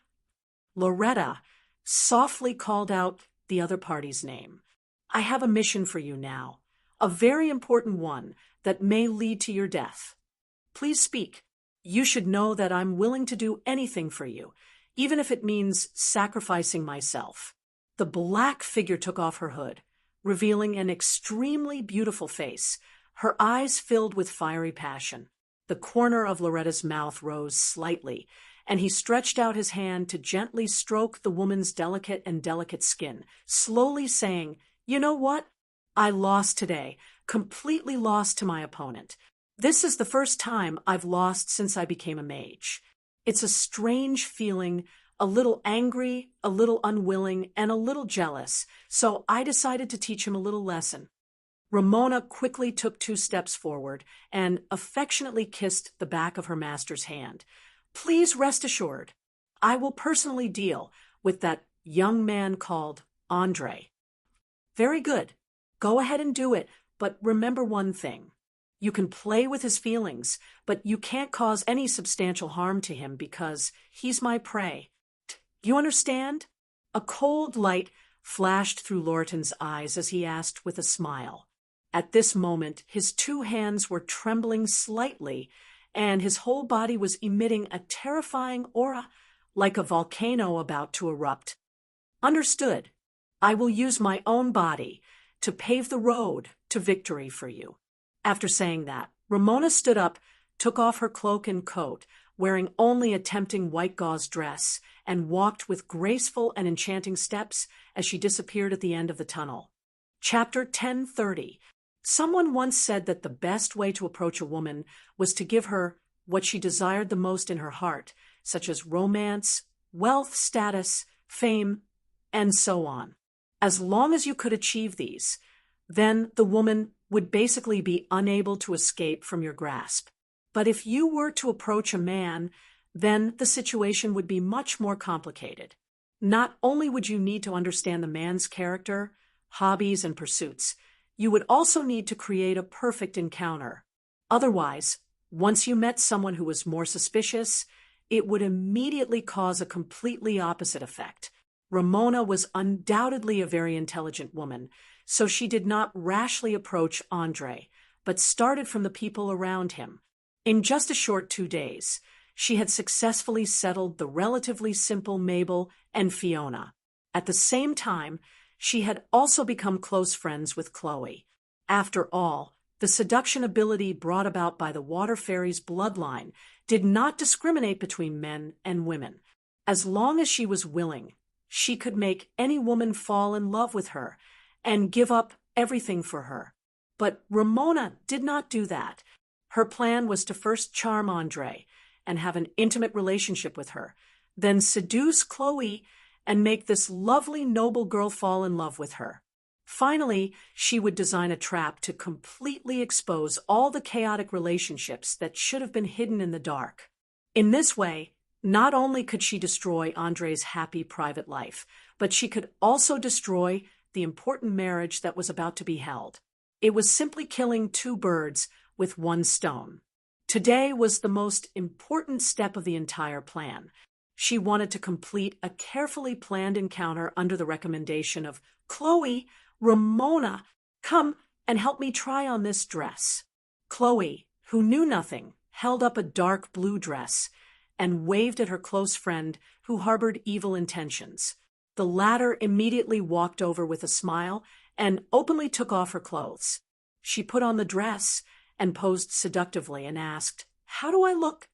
Chloe blinked his eyes and replied with a big laugh, "Awesome! If I were a man, I would definitely be charmed by you." "Hee hee, you are now charmed by me." Ramona took 2 steps forward, hooked the girl's chin, and kissed her on the lips. In an instant, Chloe felt a strong wave of dizziness hit her. Her whole body was powerless to resist. She went limp and her eyes were blurred. Needless to say, this was definitely due to the terrifying charm of the water fairy bloodline. Not to mention a low-level bard like her, even a scheming and astute great mage would sometimes inadvertently be captured by the water fairy bloodline. According to the records in the book, there was once a small group of adventurers who accidentally broke into the residence of the water fairy in the forest. As a result, they found that there were several powerful mages with a profession level of over 15. In the end, they escaped in a sorry state. Later on, they found out that their original purpose was to study the habits and physiological characteristics of the water fairy. In the end, they all fell in love with each other without exception and became loyal followers willingly, even if they had to give up their lives for it. Fortunately, most of the water fairies weren't evil by nature. Otherwise, this team of adventurers wouldn't even have a chance to leave alive. They would have been turned into minced meat by the great mages that caught up. It could be said that the water fairies were the most charming creatures in nature. Even the beautiful creatures that were also favored by nature, the tree fairies, couldn't compare to them. As for the succubi and lustful demons, they weren't even fit to carry their shoes. This was because the charm they emitted wasn't the effect of magic, but the effect of pure beauty. It couldn't be resisted by any magical defense. Only those with a heart of stone could refuse their invitation to stay after settling Chloe. Ramona quickly carried her to a chair not far away and put on an appearance of taking a nap due to exhaustion. She took off half of her long dress and silently waited for the target to walk in from the door of the tailor shop. Soon, 10 minutes passed. The door that had been ajar all this time suddenly creaked, and a young man with a magic staff walked in from outside. Ramona, who was already prepared in advance, didn't say anything and directly let go of her hands, letting the long dress slide down her shoulders. Her smooth and sexy back, as well as her perky buttocks and legs, were completely exposed. She also pretended to be at a loss, holding her chest and screaming. Ah! When she screamed, Andre quickly turned his head vigilantly and saw the beautiful scene in front of him. He hurriedly turned around and awkwardly explained, "I'm very sorry, madam. Please believe me, this is a misunderstanding." Who are you?" Ramona squatted down and picked up the long dress to cover her naked body. She asked with a slightly trembling voice, "I'm Chloe's fiancé. She seemed to have been in for a long time, so I wanted to see if something had happened." With that, Andre shrugged helplessly. He didn't know why, but the scene just now kept replaying in his mind. An indescribable desire began to grow in the bottom of his heart. Even with his incomparably strong self-control, he couldn't suppress it. "Oh, I know. You must be the person that Chloe always mentions. Don't worry. She's just a little tired," and sat on the chair to rest for a while. Ramona said, as she quickly put on her clothes. She walked barefoot to the girl's side and pretended to be kind as she patted the table. "Hey, Chloe, get up. Your fiancé is here to pick you up." Chloe groaned as she woke up from her dream in a daze. She quickly rubbed her eyes and exclaimed, "AI, how did I fall asleep?" Ramona smiled as she helped the girl up. "Hee, my dear, you're probably too tired. Quickly go home and take a comfortable hot bath. Then sleep. Come back tomorrow and continue to choose clothes. You must know that marriage is one of the most important days in a woman's life. You can't rush it. All right, that's all for today. I'll come back tomorrow." With that, Chloe hugged the other party and turned around to hold Andre's arm.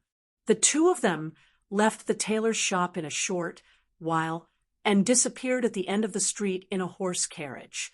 Watching the horse carriage gradually disappear into the distance, Ramona's mouth slightly raised. She muttered to herself with a voice full of confidence, "This is Master's opponent? It seems that he's not easy to deal with. He can actually resist my temptation. But it doesn't matter. He can resist for a while, but he can't resist for a lifetime. The more he suppresses the desire in his heart, the more terrifying it will be when it erupts." Chapter 10:31. Compared to the hustle and bustle of the day, Linton City was so quiet at night. Apart from a few taverns, inns, underground casinos, and brothels that were open 24 hours a day, the majority of the city was in complete silence. People who had worked hard for the day were resting in their beds, while others were doing exercises that were beneficial to their physical and mental health. The back streets, once the most dangerous area in the city, had now evolved into the most bustling, money-squandering place at night. Whether it was the high and mighty nobles or the boorish adventurers and mercenaries, they all liked to have a drink here at night, enjoy the blood-boiling performances of the beasts, gamble a few rounds, and finally find a beautiful girl to spend the night with. To a certain extent, the prosperous business model of the backstreets represented the city's decline. People were looking for a way to vent, which was why they liked this kind of drunken life. As the actual ruler of this place, Bonnie was no longer a small character who needed to hide. She was an out-and-out big boss, with at least thousands of people working for her, and more than 10 times the number living under her control. Even the high and mighty nobles had to show considerable respect to her. But perhaps no one would have imagined that this newly risen black lily was like a tamed kitten lying limp on the bed, allowing a man to gallop on her body. She didn't know how long it had been, but she looked exhausted, and her voice had become hoarse. Obviously, this man was none other than Andre himself. Because his mind kept flashing with those seductive images, he couldn't sleep peacefully and had to find his lover to vent. It was fine if he didn't vent, but once he did, it was like a flood that couldn't be stopped. Even Bonnie was replaced by the beautiful figure in the tailor shop from time to time. After another 10 minutes, Andre's physical strength was completely exhausted, and he stopped his intense activities. He turned over and laid on the bed, breathing in big mouthfuls of fresh air. His whole body was already soaked in sweat. As a mage, he knew very well that this reaction was definitely abnormal, but the problem was that he couldn't find the reason. Bonnie, who was beyond excited, laid on the bed and twitched for a few minutes before struggling to sit up. She asked in disbelief, "Heavens, you're really crazy today. I thought you were going to fuck me to death in bed. Can you tell me what made you so excited?" "I'm sorry. I haven't figured out what's going on yet.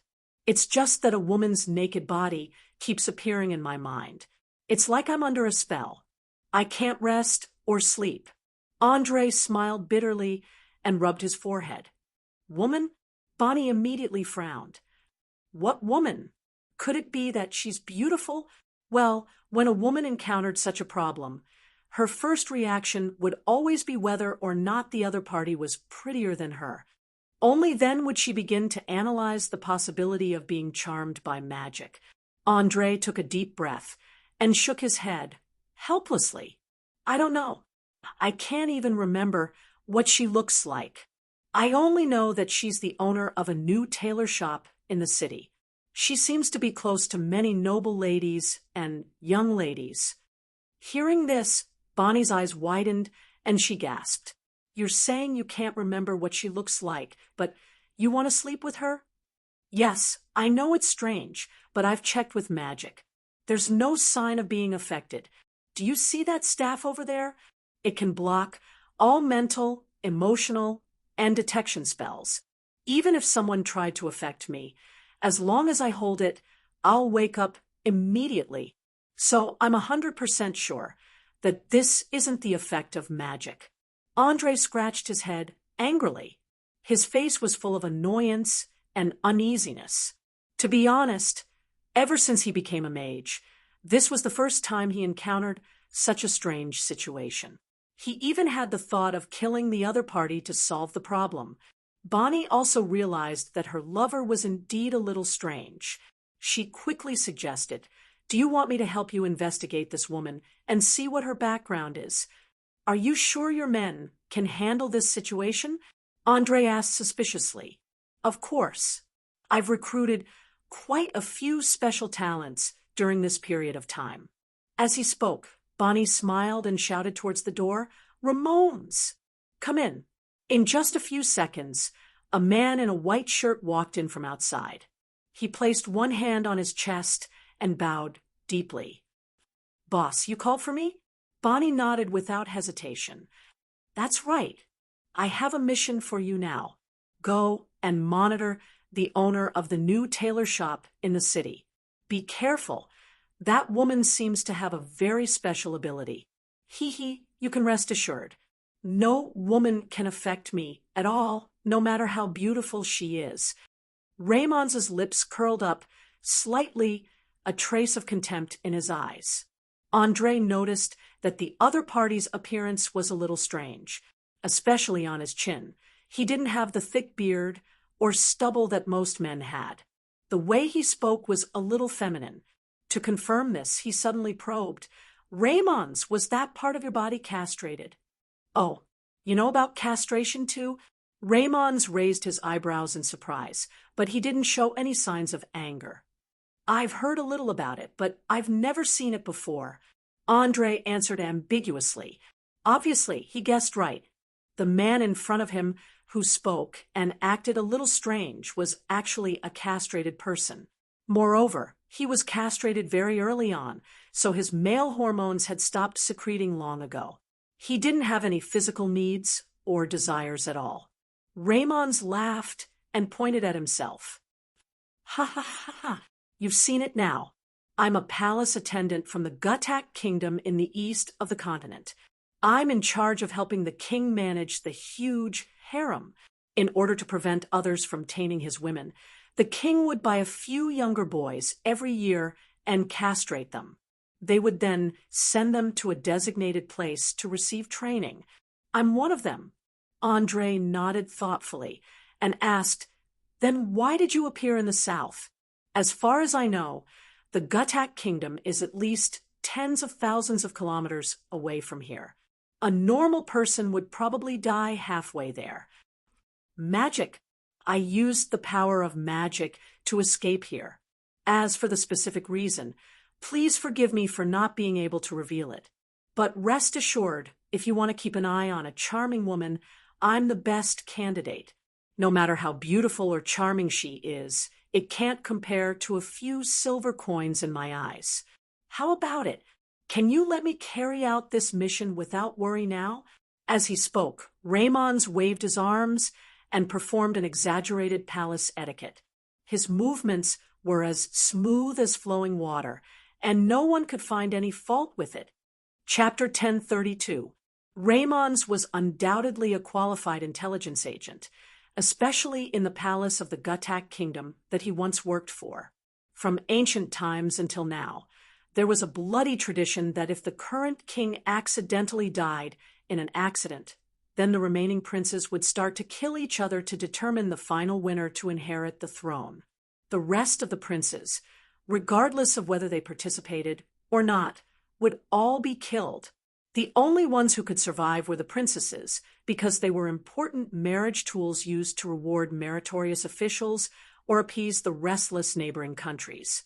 It was precisely because of this morbid system that every prince had to work hard to survive from the moment they became sensible. They would constantly try to win over the nobles, servants, and maids around them. They would use all available resources to fight against competitors to ensure that they could stand out and become the only heir to the throne.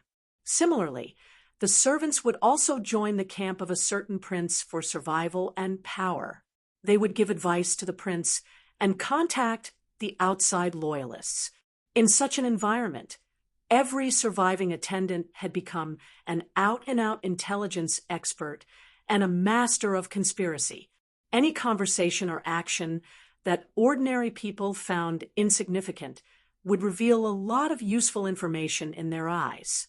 As one of the best, Raymond only glanced at Ramona from afar and immediately realized that this woman was definitely not normal. He had seen countless beautiful women in the palace of the Guttak kingdom. There was no lack of elves, half-elves, mixed-blood heavenly creatures, mixed-blood lower-plane creatures, and so on. However, he had never seen one like Ramona, who gave him a kind of palpitating, restless, and absent-minded strong attraction. Even he, who had no desire for men and women, couldn't help but have some kind of strange impulse. How is it? Did you find anything? Andre sat in the carriage and flipped through the magic book. He didn't raise his head and asked.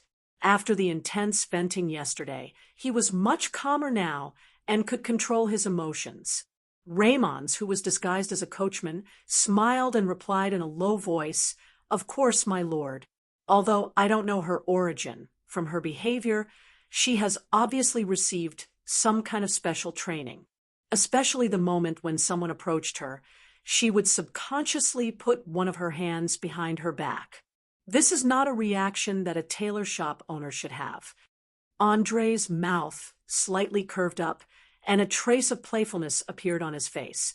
So, yesterday's accidental encounter was carefully arranged by her? To seduce me? Yes. Think about it. If a woman was changing clothes, you just happened to open the door and walk in, and her dress just happened to slip down. What is the probability of such a coincidence? The first thing I learned in the palace of the Guttak kingdom is that if there is a coincidence around you, then there must be someone plotting behind it. As he spoke, Ramones put down the small and exquisite monocular in his hand, his eyes revealing a trace of excitement. That's right. It was excitement. A spider like him, who was used to weaving webs in dark corners, would never be able to adapt to the life of a normal person. His sick heart longed to see his prey fall into his webs and struggle and finally be entangled by the threads and turned into delicious food. The more dangerous the prey, the more excited and happy he would feel, and the more satisfied he would be when he succeeded. Andre was keenly aware of this. He rubbed his chin and nodded with a smile. If I'm not wrong, you already have a way to deal with her, right? Raymond licked his lips. Hee. Yes, I plan to start by monitoring her and see who she is in contact with every day, but I still need your cooperation. In the next few days, you'd better be more attentive. I believe that it won't be long before she contacts the people behind her, and then we'll catch them all in one fell swoop. No, of course not. Destroying the enemy's intelligence network is the crudest and stupidest way. We have to seize it, use it, and make it work for us. A false piece of information at a critical moment can pave the way to victory for you. After saying this, Raymond stared with his two light blue eyes, and his whole person exuded a strong sense of confidence, like an artist who was about to lead an orchestra to play. This spy war, to put it bluntly, was an intelligence war. Both sides launched a hidden competition to seize useful information.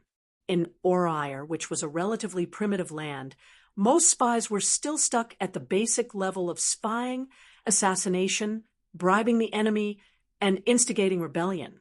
Very few people understood that in many cases they could use the enemy's spies to spread some false information and make the enemy make the wrong prediction.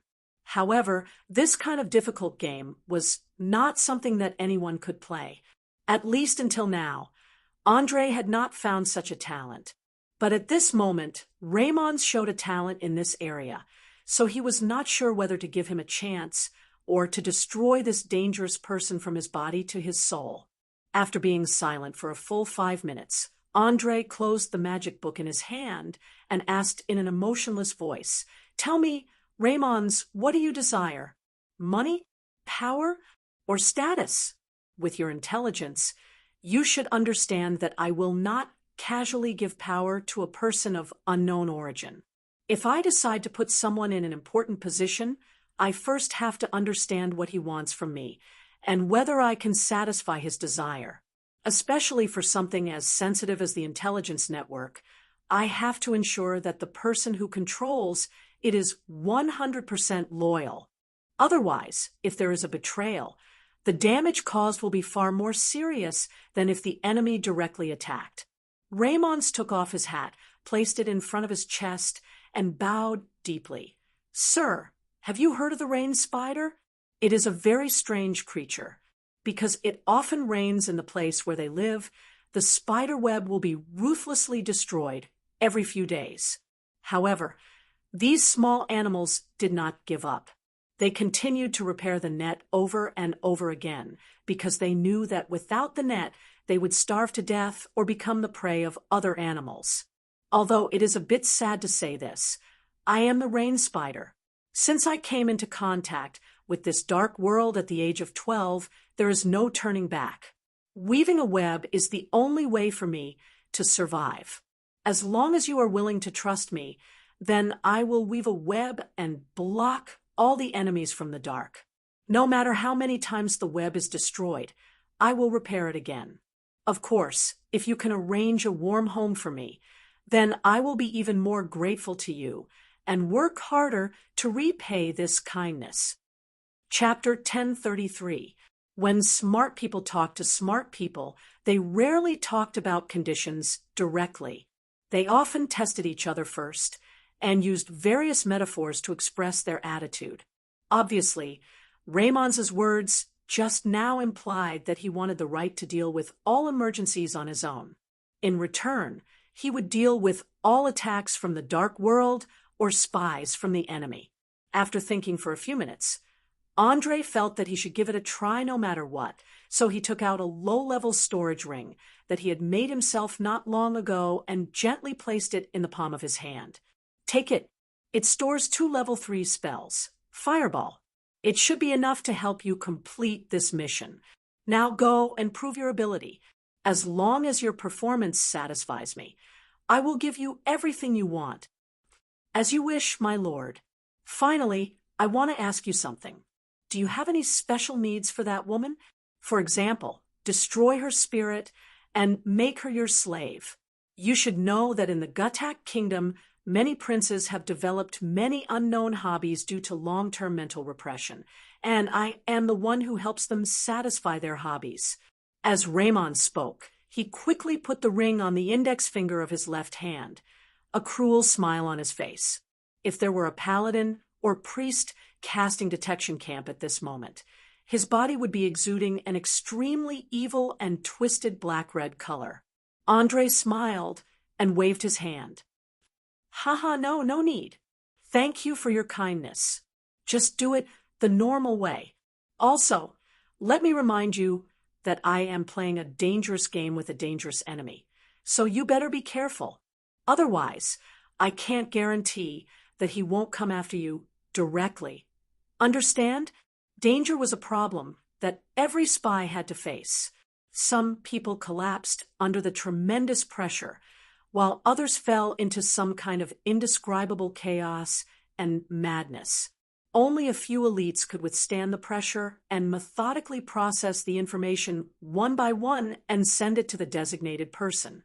There was no need to ask to know that Raymonds belonged to the last category. When he heard the word danger, instead of being nervous or afraid, he let out a series of chuckles. Ha ha ha ha!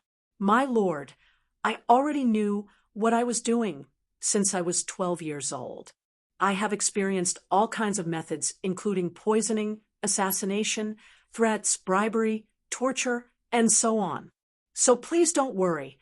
I have enough experience to deal with it all. Very good. Then I'll look forward to your performance. Here are 2,000 gold coins for the event. If you don't have enough, come find me for more. Remember, I don't care what methods you use. I only want the truth and the result.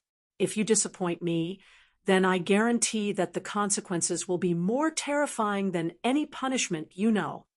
After saying this, Andre raised a finger, gathered a bit of negative energy, and lightly tapped the man's arm. In an instant, Raymonds felt a chill coming from the depths of his heart. He felt as though he had fallen into an ice cellar. He shivered uncontrollably and his heartbeat slowed considerably. Although he had an awe-inspiring brain and rich experience as a spy, his physical fitness was only slightly better than ordinary people. It was not enough to resist the invasion of supernatural forces. Fortunately, Andre had no intention of killing him. After the negative energy circulated around his body, it completely disappeared without a trace. If it wasn't for the fact that his skin was a little black, Raymonds would have even mistakenly thought that everything was just an illusion. The power of magic was always worthy of respect, whether it was to the enemy or to one's own. After making sure that Raymonds remembered this threat in his heart, Andre pushed open the car door and strode into the tailor's shop. He began to chat cheerfully with Ramona, pretending that he was enjoying himself. Of course, there was no need to pretend too much. After all, this woman exuded a shocking charm from head to toe. Any man with normal physiology would not refuse to talk to her. The only difference was that some men would think about how to get her into bed, while Andre was thinking about how to dig out the hidden forces behind, and then send Ramona to another world. As a cautious mage, he would not let a woman who could disturb or even affect the normal operation of his brain live for too long. As for the somewhat naive Chloe, she had no idea that her fiancé and her best friend were having a battle of life and death at the same time. In the depths of the forest by the border, Loretta Botons stood on the mountainside, looking down at the endless army of monsters with a faint smile on her face. Not bad. It's much more orderly than I imagined. You can almost call it an army. Tell me, if I give the order to attack now, how long will it take for them to appear below the walls of Linton City? The orc Sky stroked his chin and pondered for a few seconds before quickly replying, "At least half a month." This is under the premise that the attack goes smoothly. As far as I know, your opponent has stationed a considerable number of troops near the Land of Brilliance and Count Karl's territory. If we use conventional means, it will be difficult to quickly take them down in a short period of time. Half a month. Huh. The corner of Loretta's mouth curled up slightly, and his eyes kept flashing. After a full minute, he smiled and muttered to himself, "Interesting. It seems that he has done a lot of preparation work. It's all right. I like to challenge the difficulty." "Master, do you intend for me to start the attack?" Sky asked as he stroked the two-handed axe on his back. Loretta nodded slightly. "Yes, my opponent has been too idle recently. I have to find something for him to do. Otherwise, the arrangements in Linton City will be discovered soon, especially large-scale magic rituals. Once they are destroyed, it will be difficult to repair them." "Understood. After 3 days, I will break camp and head south. At most, I will appear at the edge of the human world in 5 days, bringing slaughter, death, and fear to them." Sky patted his chest hard, a sinister smile appearing on his ugly face. "Go ahead and do it. I will use the blood, lives, and souls of these innocents to open the door to the bottomless abyss. Let's see what those high and mighty gods will do to save their churches and believers." Ha ha ha ha ha. At the end, Loretta let out a maniacal laugh. He was like a patient with schizophrenia. 1 second, he was very rational, and the next, he became a lunatic who wanted to destroy the world. Chapter 10:34. Anyone with a bit of military knowledge would know that large-scale military operations could not be concealed. The only thing they could do was create a smokescreen so that the enemy would not know where they were attacking. That was all. Of course, if there was only one direction of attack, then even this point could be omitted and they could just push their way through. With Loreton's authorization, the orc warrior Sky quickly gave the order to march. Tens of thousands of monsters began to march out of the border forest in a grandiose manner, heading towards the edge of human civilization. In less than 3 days, the goblins and gnomes who were in charge of the vanguard had already captured the territories of several inland nobles. Not only did they loot all the food, they also forcefully gathered the captives together. The men were in charge of cruel and heavy labor, such as building camps and making siege weapons. The women and children were in charge of cooking. As for the beautiful women, their fates were even worse. They were raped by the earth goblins who emitted a foul stench. They lived a life worse than death. In the face of absolute numbers, any resistance was futile. Many nobles who tried to rely on their castles to defend could not even hold on for a few hours before being dragged down by the countless goblins. Even the powerful knights could not maintain a high-intensity battle continuously, so it was completely reasonable for them to die of exhaustion. In an instant, everyone in the area around Lincoln City realized that another terrifying monster invasion had begun. They called for their friends and attempted to form an allied army to chase the enemy back into the forest, just like what they had done before. Unfortunately, Sky was not one of those brainless idiots. He had lived in the human world for more than 10 years, and he knew what to do to ensure that his army could move unimpeded and quickly sweep through the entire southern region. Long before the army had set out, there were hundreds of hunting squads hiding in the various transportation routes. All the messengers were intercepted and killed without exception. Not only did they fail to deliver the message, but they also allowed the enemy to obtain a large amount of useful information.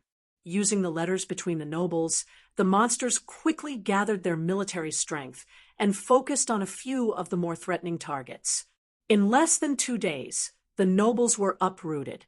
Without a powerful organization, the remaining nobles were like a sheet of loose sand, each fighting their own battles. In the face of the endless number of monsters, their resistance was useless except for courting death. Some unlucky ones even woke up to find that the kobolds had dug out several tunnels in their sturdy fortresses. With the help of these tunnels, the enemies poured in endlessly and slaughtered the guards. The efficient raiding and plundering sped up the expansion of Sky's army.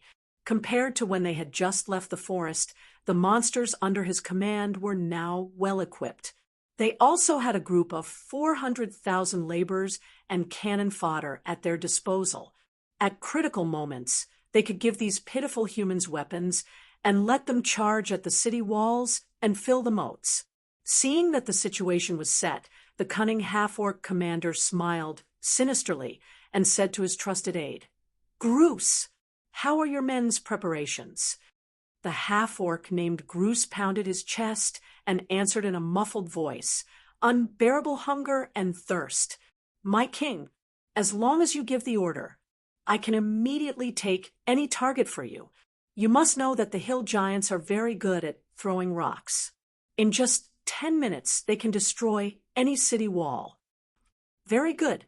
Now I'll give you 100,000 human slaves. Take them to attack Count Karl's territory. Remember, move quickly. I don't want them to send out any information. Understand?"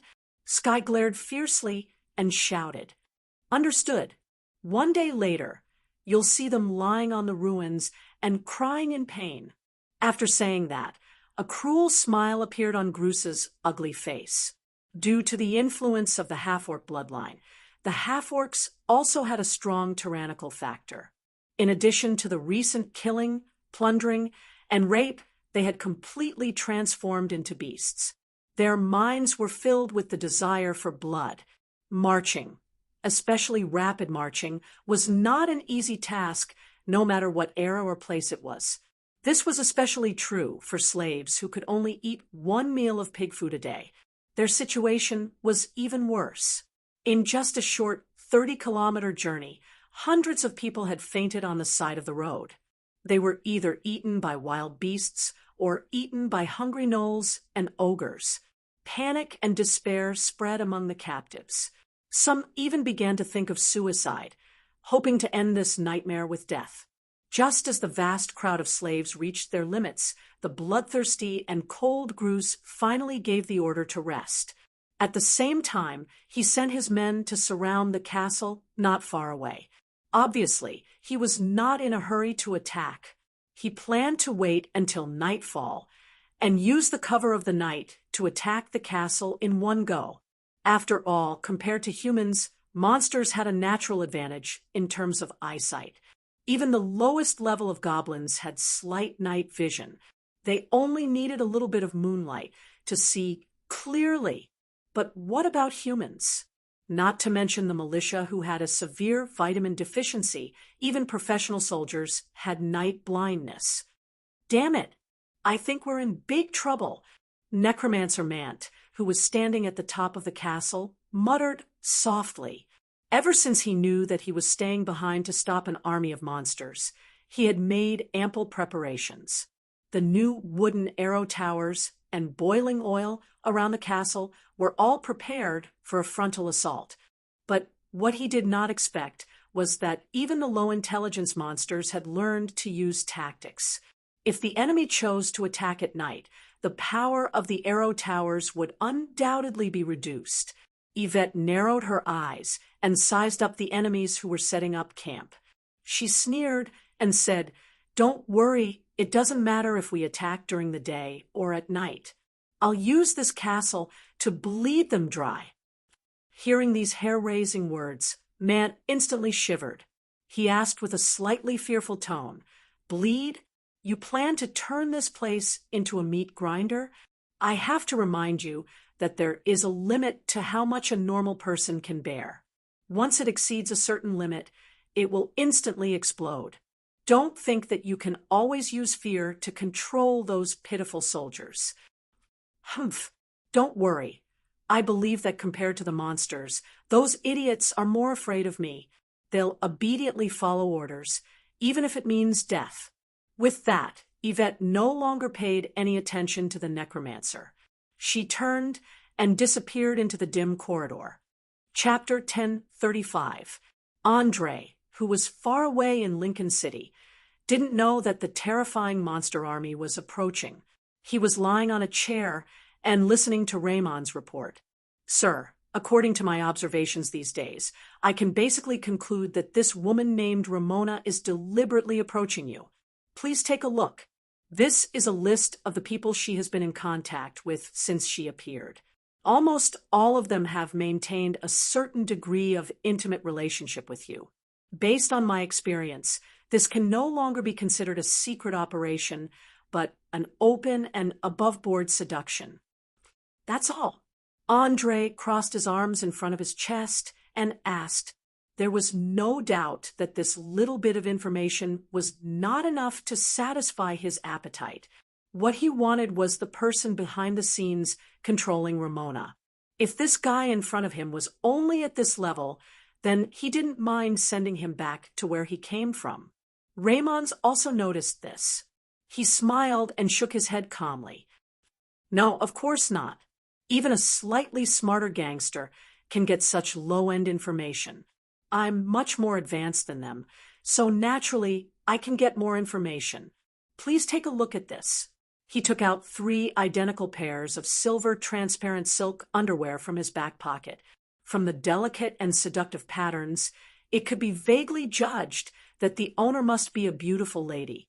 After all, although Oriar had long been developed to help men and women increase their attractiveness to each other due to the limitations of materials and craftsmanship, each piece was very expensive. Ordinary people couldn't afford it. Of course, as a rich man, Andre could often enjoy the pleasure brought to him by his lover and fiancée after wearing it.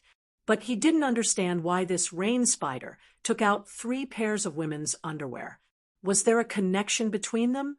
Noticing the confusion in Andre's eyes, Raymond picked up one of the underwear with his fingertips and explained, Sir, please note that this was found in the forest house where Duke Georgie was killed. According to the description of the guard, it belonged to a charming lady. Then he picked up another one. This was found under the bed on the 2nd floor of Duke Alexander's mansion. It also belonged to a charming lady. After putting down the 2 pairs of underwear, he picked up the last one. I stole this from the bedroom of the beautiful tailor shop owner. What? You actually snuck into her bedroom and stole a change of underwear?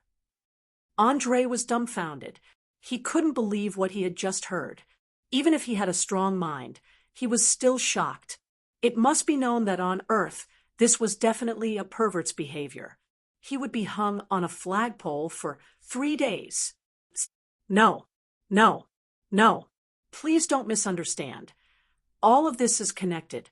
Raymond also realized that his tone could easily lead to ambiguity, so he quickly explained. The corner of Andre's mouth twitched slightly, and he said in a deep voice, I'm listening, but please hurry up. My patience is almost at its limit.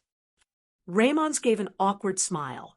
He placed the 3 pairs of underwear on the table and said in a very proud tone, I am a palace messenger who has received special training since I was young.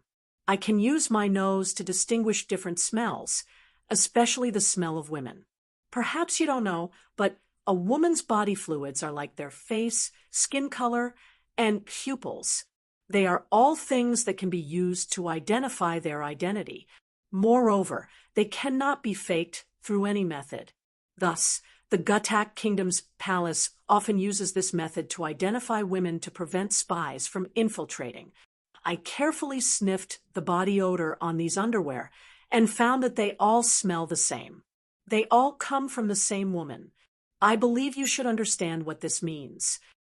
You mean to say that the tailor shop owner is the one who assassinated the two dukes. Andre's eyes flashed with a cold light. It was clear that if this inference was correct, then Ramona was Loretta's subordinate. Once he thought that the enemy had a trump card that could easily influence someone's mind, he couldn't help but feel a strong killing intent. That's right. In order to confirm this, I specially checked the hair of the two dukes at the scene of their deaths. Duke Georgie liked to play with some special tricks, so I collected quite a bit at the end of the whip. I even made a comparison and found that there was almost no difference whether it was color, thickness, or brightness. Having said that, Raymond's placed two small tufts of strange hair on the table and made a gesture of admiring them to his heart's content. Andre was never the kind of person who would believe whatever others said. Thus, he did not hesitate to activate the arcane eye. Instantly, countless golden rings spun rapidly in his eyes. In a short few seconds, the detailed information of the two tufts of hair appeared on his retina. Mixed blood water fairy's hair possesses unimaginable magical powers. It is the best material for making love potions. Just a few strands can make a person you have never met fall in love with you or even die for you. As the ultimate creation of the ancient magical civilization, the terrifying power of the arcane, I was naturally not something an ordinary person like Raymond's could withstand. From the moment the golden rings started spinning, he fell to his knees with a plop, his entire body trembling. He felt like a small boat swaying in a storm, about to die without a burial place at any time. Fortunately, Andre did not persist for too long. After half a minute, he returned to normal. He sneered and muttered to himself, "Interesting. Loretta Botons, my dear opponent, I really didn't expect you to have such a trump card. A mixed blood water fairy, quite the research value. Since you have so generously delivered it to me, then I shall not be courteous and accept it." After the arcane eye was hidden, Raymond's immediately felt the terrifying pressure disappear without a trace. He hurriedly got up from the ground and wiped the sweat off his forehead. He carefully asked, "My lord, what do you want me to do? Do you want me to dispose of that woman directly or capture her secretly?" "Capture her. I want her alive." The water fairy is a rather rare magical creature. Although her mixed blood is a little lacking, she can still provide a lot of useful materials, especially her skin. If we can peel it off completely and make it into a cloak, we can instantly turn an ugly monster into a charmer that everyone loves. When facing an enemy, Andre never cared about the identity of the other party. Whether it was a woman or a child, he would never show any mercy. "As you wish. I guarantee that after midnight today, she will appear in the secret dungeon of the Backstreet Guild." Raymond's placed one hand on his chest and bowed before retreating and disappearing into the darkness. Chapter 1036. "Madam, this dress is perfect for you. The purple silk can accentuate your curvaceous figure, making you look sexy and noble. I'm sure you'll attract the attention of countless men at the ball and become the focus of attention." Ramona smiled and complimented the noble woman who was trying on the dress. Ever since she gained Chloe's trust, more than half of the noble women in Linton City began to patronize this seemingly ordinary tailor shop to order expensive clothes. After all, in the eyes of the noble women, Andre was already the true ruler of this city, and his fiancée was bound to be the future first lady of the noble women's circle. According to the noble women's theory, the tailor shop frequented by the first lady was bound to be the best tailor shop. If they didn't want to be mocked, they had to have a few pieces from this tailor shop. Otherwise, they would be labeled as country bumpkins who couldn't keep up with the trends. It was clear that none of the noble women could tolerate such an insulting title hanging over their heads. Thus, in just a few days, the tailor shop had developed from being deserted to being as busy as a marketplace. Of course, if Ramona was really the owner of a tailor shop, she would be laughing even in her dreams. Unfortunately, being the owner of a tailor shop was just a disguise she used to hide her identity. Thus, she had long been annoyed by these noble women who thought too highly of themselves. If it wasn't for the fact that she was afraid of attracting unnecessary suspicion and trouble, she could have used her natural charm to chase them all away.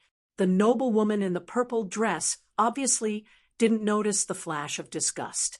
She stroked her cheeks narcissistically and nodded in satisfaction. It's indeed not bad. It matches my noble complexion very well. This is it. I plan to wear it to tonight's banquet. Ramona bowed according to etiquette. No problem. I'll wrap up the dress and hand it to your personal maid.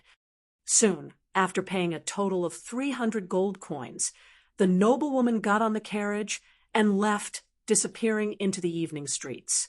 Looking at the other's fat back, Ramona snorted and said sarcastically, "What a stupid sow! With your bloated body, even if you wear the best clothes, men will only run away faster." After mocking the annoying customer, she immediately began to close the doors and windows. She planned to close the shop early and find her close friend Chloe to connect with their relationship. At the same time, she continued to try to seduce Andre. Due to the progress she had made in the past few days, she could feel that she was about to succeed. Next, she only needed a specific occasion to immediately create wild sparks. Ramona took off the plain dress she wore at work and quickly changed into a black, translucent gauze dress with 2 sexy black garter stockings. Looking at herself in the mirror, she muttered to herself, "Flaming Duke, Andre Branchaflower, tonight you will be like the other men under my skirt." After saying that, she blew out the oil lamp, put on a woman's black veil hat, and turned to leave the tailor's shop, walking in the dark alley. She didn't know if it was because she was too excited, or if she was thinking about something in her mind, but she didn't notice that not far behind her there was a black shadow quietly approaching. This black shadow was no other than Raymond's, who had been patiently waiting at the door for more than 10 hours. At the moment, he was wearing a pair of soft-soled boots that cost 50 gold coins. Even if he stepped on stones, he wouldn't make a sound. He was holding a poisoned steel needle in his hand. As long as he pierced the skin, even an ogre would faint within 30 seconds and be at his mercy. Closer and closer, closer and closer.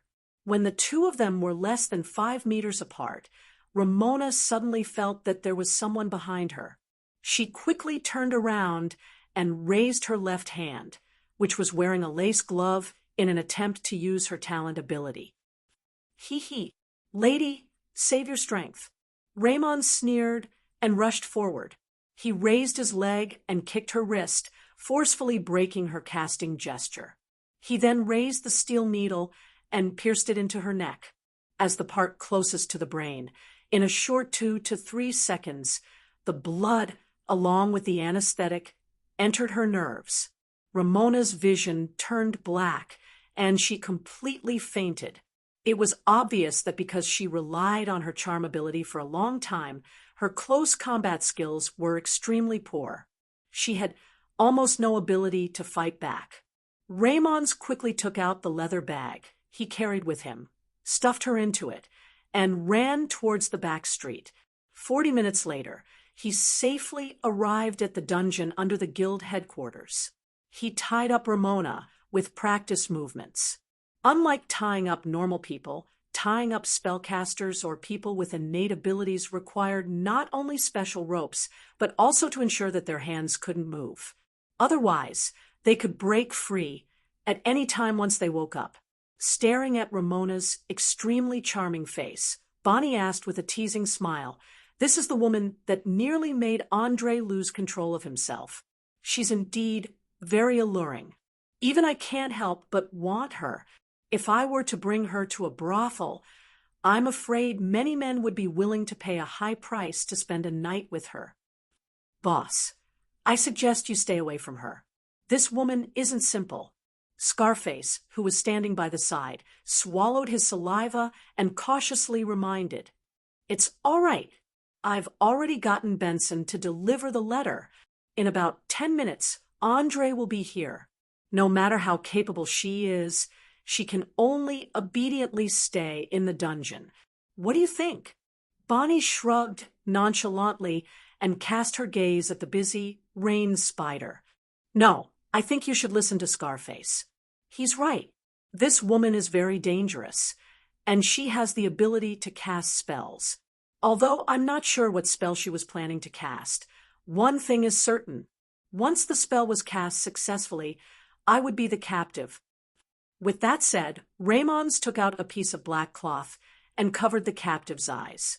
Following that, he took out a wooden ball and stuffed it into his mouth before tying it with a belt. It was not some sex toy. Covering one's eyes was to prevent certain special charms, and stuffing the ball into his mouth was to prevent the captive from accurately chanting the incantation. As a world with countless supernatural powers, many countries on the Oleo continent had developed a set of methods to deal with spellcasters.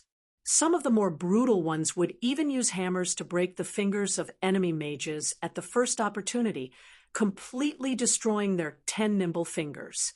Chapter 1037. Due to the small amount of anesthetic, Ramona began to convulse slightly after about an hour and a half. She began to sweat profusely and slowly woke up.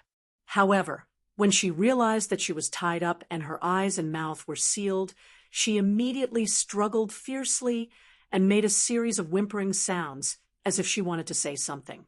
"Go, remove the wooden ball from this beautiful lady's mouth. I want to hear her explanation." Andre ordered Raymond's. The latter hurried over, untied his belt, and removed the wooden ball that was covered in saliva. He stood silently within a meter of her. As long as she made any abnormal movements, he would be able to instantly stab the needle with poison into her neck. "Who are you? Why did you kidnap me?" Ramona's first sentence was an angry question. However, it was no wonder. She was used to the benefits of her amazing charm. No matter where she went, there would be a group of suitors. Not to mention kidnapping. She had not even encountered a face-to-face confrontation for many years. Now that she was being treated so rudely, it would be strange if she was not angry. Andre smiled and made a hand gesture, indicating that he would first punish her to suppress her arrogant attitude. At least, he had to let her understand how difficult her situation was. The corners of Ramona's mouth curled up slightly, and a trace of cruelty appeared on his face. He casually picked up a steel needle from the table and directly pierced it between her nails. The intense pain instantly caused Ramona to let out a blood-curdling scream. Ah! She probably never dreamed that there would be someone in the world who could bear to hurt her. Looking at the dark red blood droplets slowly dripping down the steel needle, Andre said, "Lady, I hope you'd better give up all your fantasies and answer my questions honestly. This way, I can let you suffer less. After all, I don't want to leave too many ugly scars on your beautiful body." It's you. You're Andre."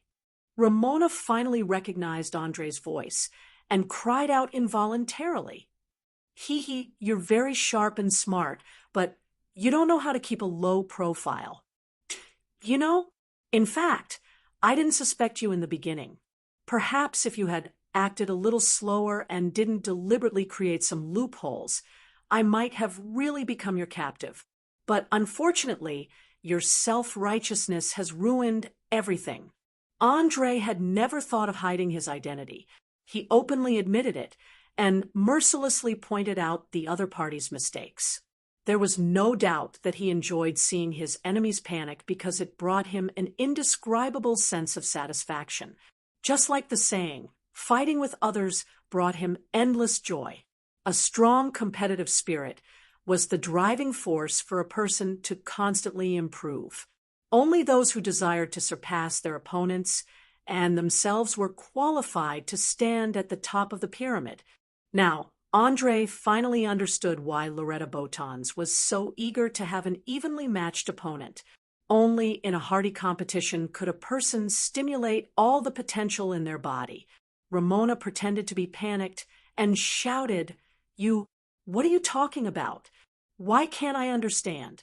Let me go. I'm just a poor tailor. You must have caught the wrong person. Where's Chloe? I want to see her." Seeing that the other party wasn't willing to give up until she saw the coffin, Andre couldn't help but shake his head with a smile. "All right, madam, please don't pretend. Do you think I'll arrest you without any evidence? No, my dear Rain Spider has already found out that you're the murderer of Duke Georgie and Duke Alexander. Therefore, I want you to cooperate and tell me the plan regarding Loretta. This will be beneficial to both you and me. What do you think?" "Ha ha ha ha. You actually want me to betray my master? Dream on. You can try to torture me if you want." Realizing that her identity had been completely exposed, Ramona completely tore off her disguise and displayed an extremely aggressive personality. From her fanatical tone, Andre instantly realized that it would be difficult to pry open her mouth. Raymond's casually took off his blindfold and sneered. He suggested in a deep voice, "My lord, since this lady is so uncooperative, I personally feel that there's no need to be polite. Oh, you have any ideas? Let's hear them?" Andre knew that this was a technique used to threaten prisoners, so he deliberately asked in return.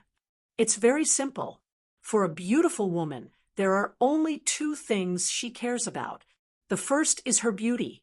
We can choose to leave some irreparable damage on her face or body, or even permanent disability. The second is rape. The guild has the largest brothel in the entire Lincoln City. We can find her 100 of the ugliest and most disgusting guests and have a fierce hand-to-hand fight in public. Think about it. If her master saw this scene, how would he react?" Raymond spoke at a speed that was neither fast nor slow, and his words made one's hair stand on end. Just like the nickname he gave himself, he was simply an incomparably vicious spider. Just one bite was enough to kill. Even though in his previous life, Andre had heard that eunuchs were a group of psychopaths with twisted minds, but at this moment, he realized that this description was too conservative. How was this a psychopath? This was simply a lunatic. However, in order to achieve the best effect of intimidation, Andre still pretended to be excited and nodded. "Not bad. A great suggestion, especially the second one. I think I can invite her master to take a look. I believe it will be very interesting. I'll go prepare immediately. Please give me 2 to 3 hours to prepare. I promise to do this beautifully." Raymond's finished speaking and bowed deeply with one hand on his chest before turning and disappearing at the end of the dungeon. Ramona bit her lower lip tightly, her arms trembling violently. Her eyes revealed anger, despair, and fear, but she still had no intention of speaking. It was obvious that the intimidation worked, but it was not enough to offset her fanatical loyalty. After realizing this, Andre frowned slightly and asked coldly, "Lady, this is your last chance. Don't you want to say something?" "Bah!" Ramona's reply was only a spit. "Well, it seems that you would rather sacrifice yourself to protect Loretta. No matter, I'll fulfill your wish. If 2 or 3 more disappear, he will appreciate your sacrifice with me. I only hope that it will all be worth it." After saying this, Andre no longer paid any attention to the captives in the dungeon and walked straight to the stairs leading to the upper floor. Chapter 1038. Are you really going to let 100 ugly men rape that woman in public? Bonnie hurriedly asked when she saw Andre coming up from the dungeon. Through the peephole hidden in the room, she saw everything that happened below. She was a little unsure whether this was a threat or a fact that was about to happen. Ramon sneered and replied, "Boss, the other party didn't give you a choice. If we don't take action, then she'll think that we're weak and easily bullied. She'll only make things worse. So, Even if it's to maintain our deterrence, we have to do as we said." Andre nodded in agreement. "Yes, there is no room for hesitation at this time. Go and prepare. I will personally invite Loretta. Even if we can't get useful information, it's not bad to test his attitude and reaction." "As you wish, sir. I will arrange everything in 2 hours at most." Raymond's bowed with one hand on his chest and quickly left the guild headquarters. Looking at his thin back, Scarface lowered his voice and reminded, "Your Excellency, are you sure this won't anger Duke Loretta? If he is really as dangerous as you described, shouldn't we be more careful?" "No, there is no need for that. Now, I am much stronger than him in the city. If he is angered and chooses to turn against me on the spot, then I can justifiably launch a counterattack. At that time, the one who will suffer will be him, not me. Besides, if Loretta can't even endure this, he doesn't deserve to be my enemy at all." Andre was not worried about his opponent at all. He was worried about the magic circle hidden in some corners of Lincoln City.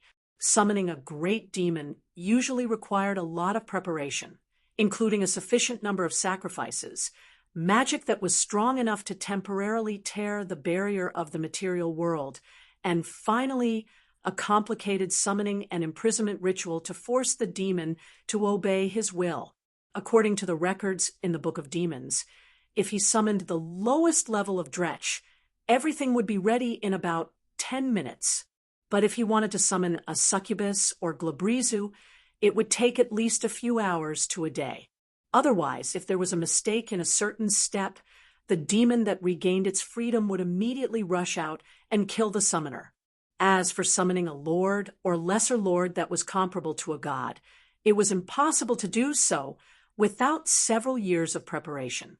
This also meant that Loriton had already completed most of his preparations in some parts of Lincoln City and was only waiting for the right opportunity. The resistance they were doing now was just to stall for time and divert attention.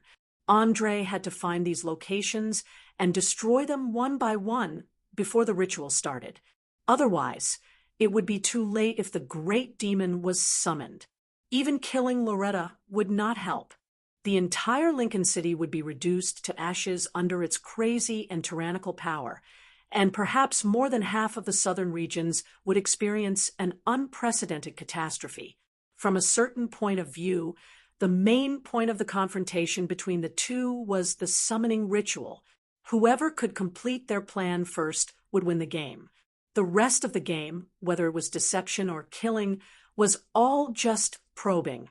Although Bonnie was a little opposed to using such an extremely despicable method, under Andre's strong insistence, she reluctantly agreed to let her subordinates cooperate.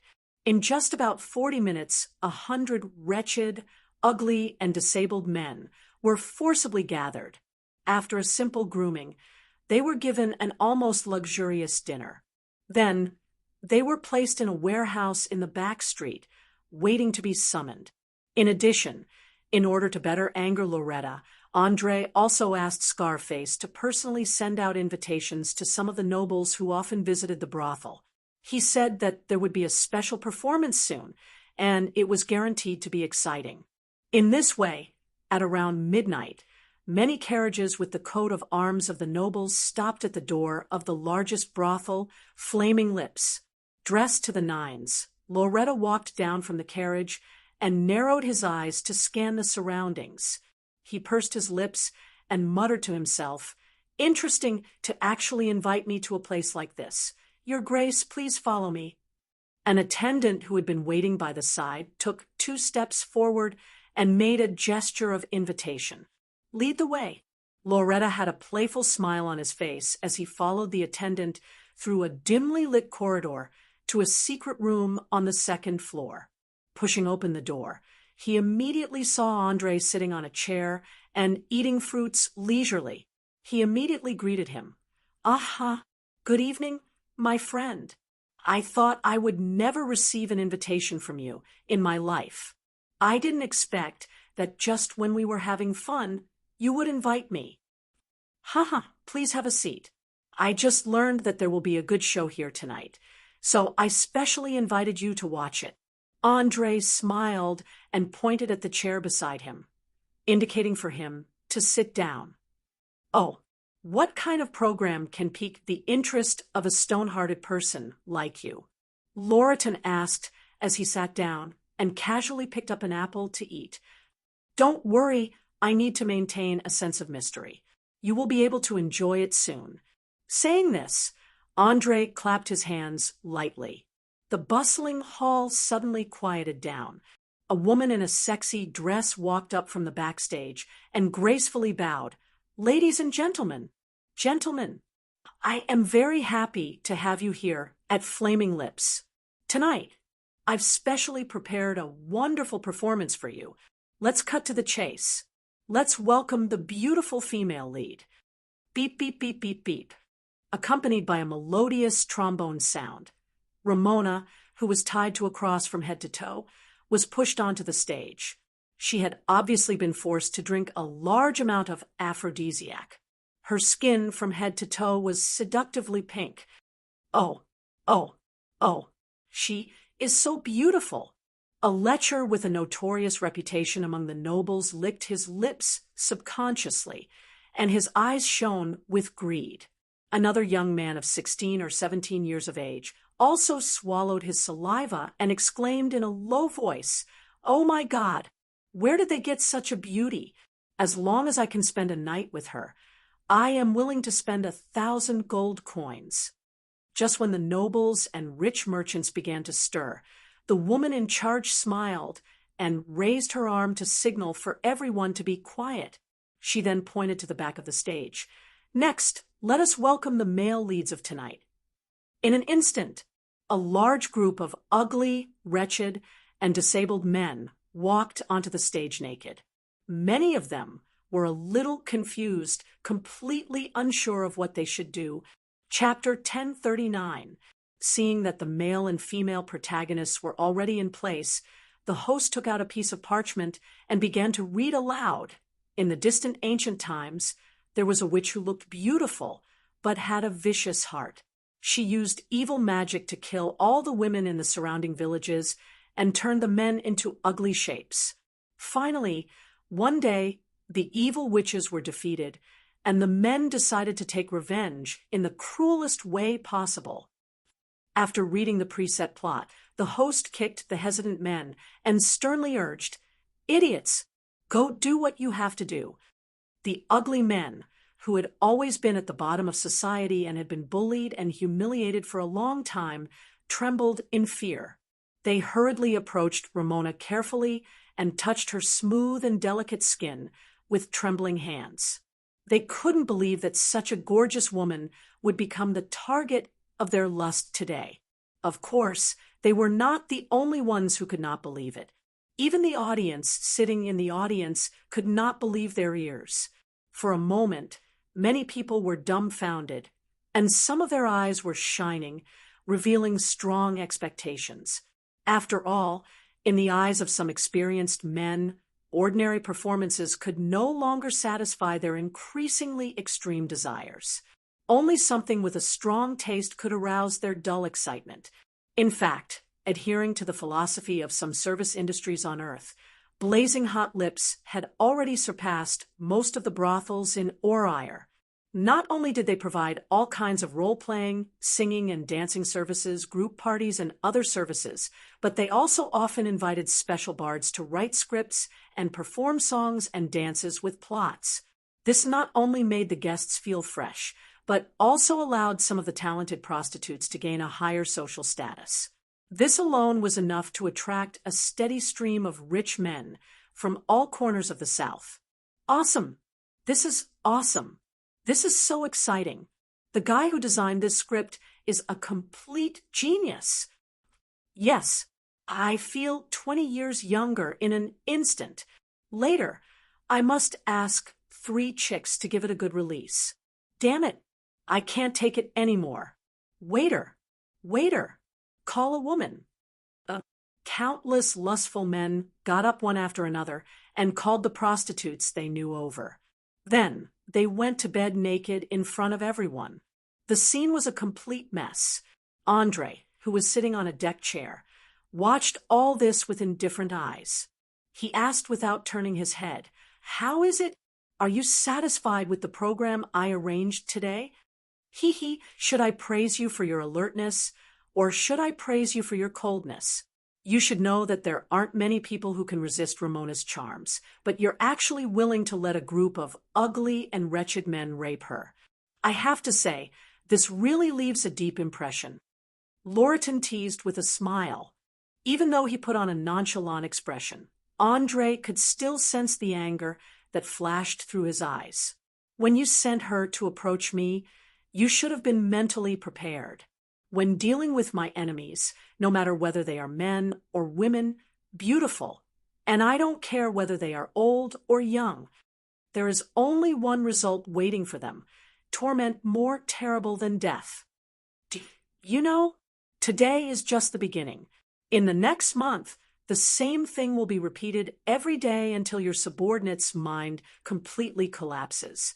If you want her to die quickly, then tell me where the magic circle to summon the devil is hidden.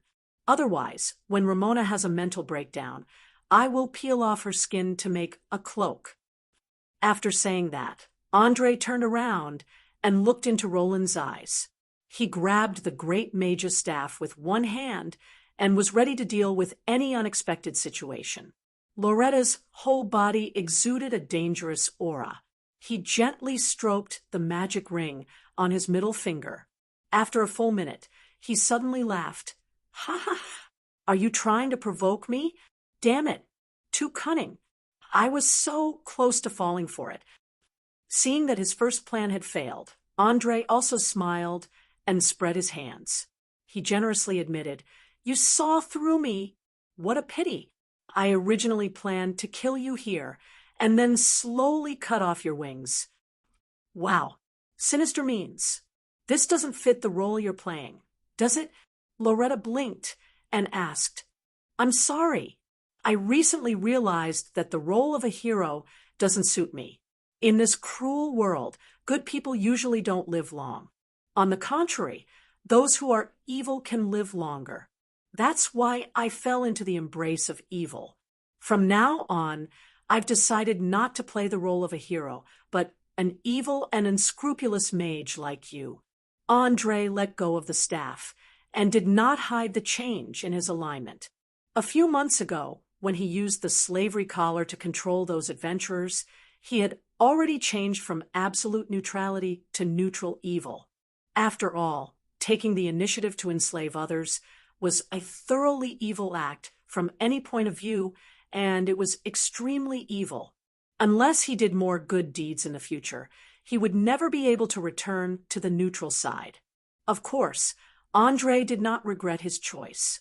The only drawback was that the attitude of the people of the Church of the Good God had changed from friendly to hostile. Even the Church of the Goddess of Dawn, which had cooperated with him, had taken the initiative to cut off contact. Loretta smiled and nodded. "That's right. I knew that a mage like you, who pursues the supreme truth, would sooner or later become a member of the evil camp. The reason is simple. Only evil can make us unscrupulous, and only evil can break the bottom line of ethics and morality. Congratulations, my friend. You have embarked on the path of a true mage. Thank you. Although it was not my intention to fall into evil, this small price is nothing compared to letting go of the shackles. All right, enough of the nonsense. Now, let's talk about the problem of Ramona. You reveal a little of your next plan, and I'll end this farce. What do you think?"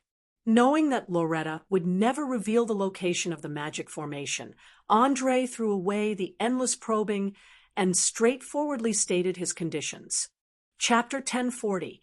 "Ha! Do you think I will reveal my carefully prepared plan for a stupid woman? No, my friend, she's not worth it, so give up on your senseless probing. If you're willing, I can accompany you to watch the performances here every day for the next month until you're tired of it."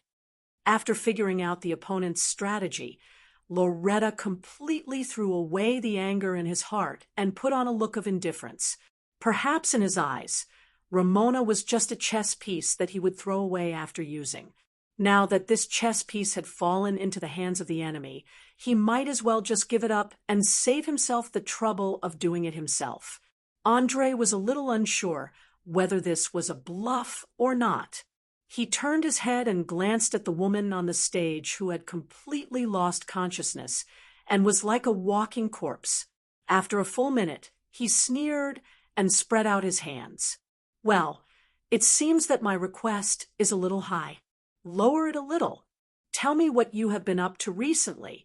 You should know that staying quietly in the city like this is not your style." Loretta's mouth curved up slightly. He stroked his neatly groomed beard and asked with a playful look, "Oh, please tell me what you have found out." "There is no need for information at all. According to my understanding of you, once you start to be silent, it indicates that there will be a big move soon. I don't want to be kept in the dark, and I don't like to be attacked suddenly. Therefore, I will reveal some information so that we can quickly end the boring probing and directly enter the final confrontation. Isn't that good?" After saying that, Andre picked up the bottle and took a sip of the slightly sour red wine, silently waiting for a reply. He understood that this kind of negotiation was the most patient. The more unfavorable the situation was, the more calm he had to be. Otherwise, even the last bargaining chip would be lost completely. Loretta looked at the scene where Ramona was being raped by countless wretched and ugly men. He seemed to be thinking about something, and soon smiled and nodded. "Well, on the premise that you made me very happy last time, I agree to reveal a little to you, but the premise is that I have to see that woman's head being chopped off with my own eyes." "Of course. No problem. I can even get someone to wrap her head up and deliver it to your door personally."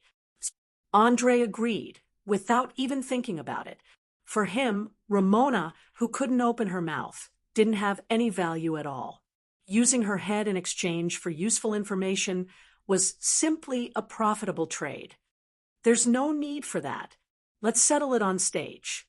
Do you remember I told you before that I love opera, and I'm very keen on collecting scripts that end in tragedy? Now, I think it's perfect to end her life with an artistic death." As he spoke, Loretta opened his arms like a sentimental poet. Andre sneered. He raised his hand and gestured to Raymond's, who was hiding in the corner of the backstage. Raymond's immediately understood. He carried a sharp axe and blended into the crowd. While everyone in the hall was immersed in the pleasure brought by carnal desires, he raised his axe and chopped off Ramona's head in an instant. Uffed. Due to the rapid blood flow in her body, the blood spurting out of her neck was much higher than usual. In just 1 or 2 seconds, it formed a blood mist in the air. "Ah! Oh my God! Murder! They actually killed someone! Bastard! How can such a beautiful woman be killed just like that? What a waste! I wanted to book her for a few days and play with her for a few days." Accompanied by screams and curses, several men who were crazily moving their hips suddenly shuddered. As for whether it would leave any psychological trauma in the future, it was hard to say. Not only them, but the male protagonists on the stage were also frightened. They did not expect it to end in this way. However, there were still a few who did not stop. Instead, they became more excited. Staring at the chaotic scene below, Andre asked without looking back, "How is it? Are you satisfied?" "Yes, I'm very satisfied. I'm also very satisfied. In return, I can tell you to pay more attention to the north, because the real storm is coming." After saying this meaningful sentence, Loretta stood up and bowed. He quickly turned around and left the room, disappearing into the dim corridor. "The north?" Andre narrowed his eyes and muttered to himself. He instantly realized what he had overlooked. "Damn it! It's the monster army in the forest." Bonnie, who just ran in from the door, shouted, "Army? What monster army?" Do you remember when I told you that there is an army of about 100,000 people in the border forest? Half of them are humans, half of them are ogres, goblins, gnomes, kobolds, gnolls, and other terrifying creatures. They're coming. Andre replied with a serious expression.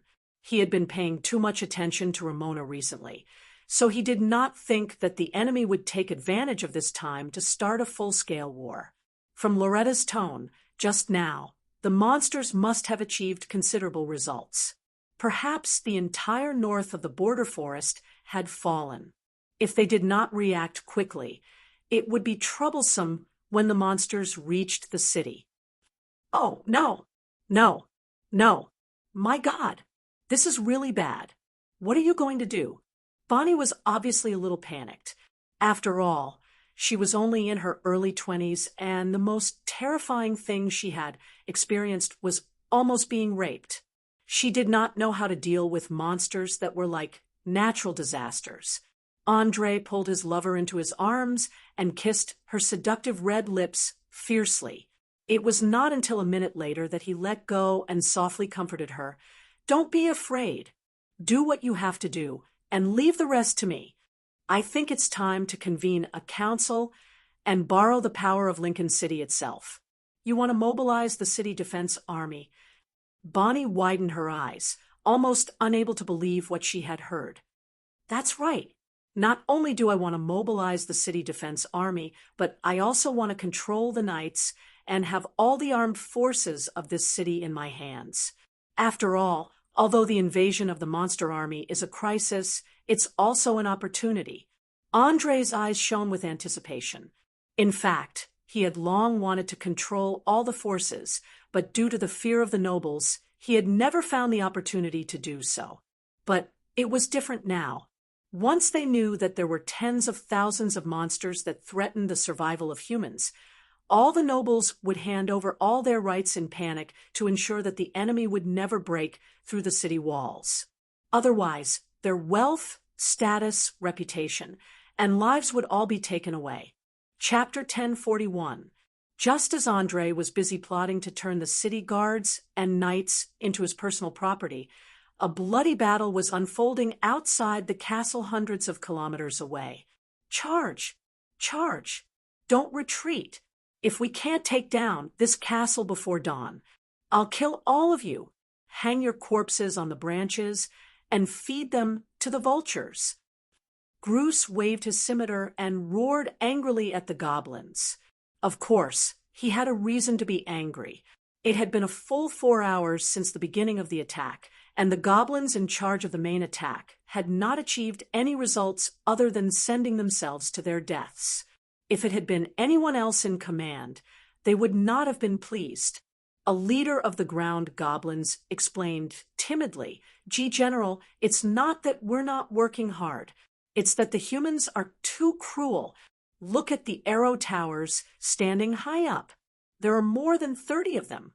We have to endure at least 150 arrows every time we attack.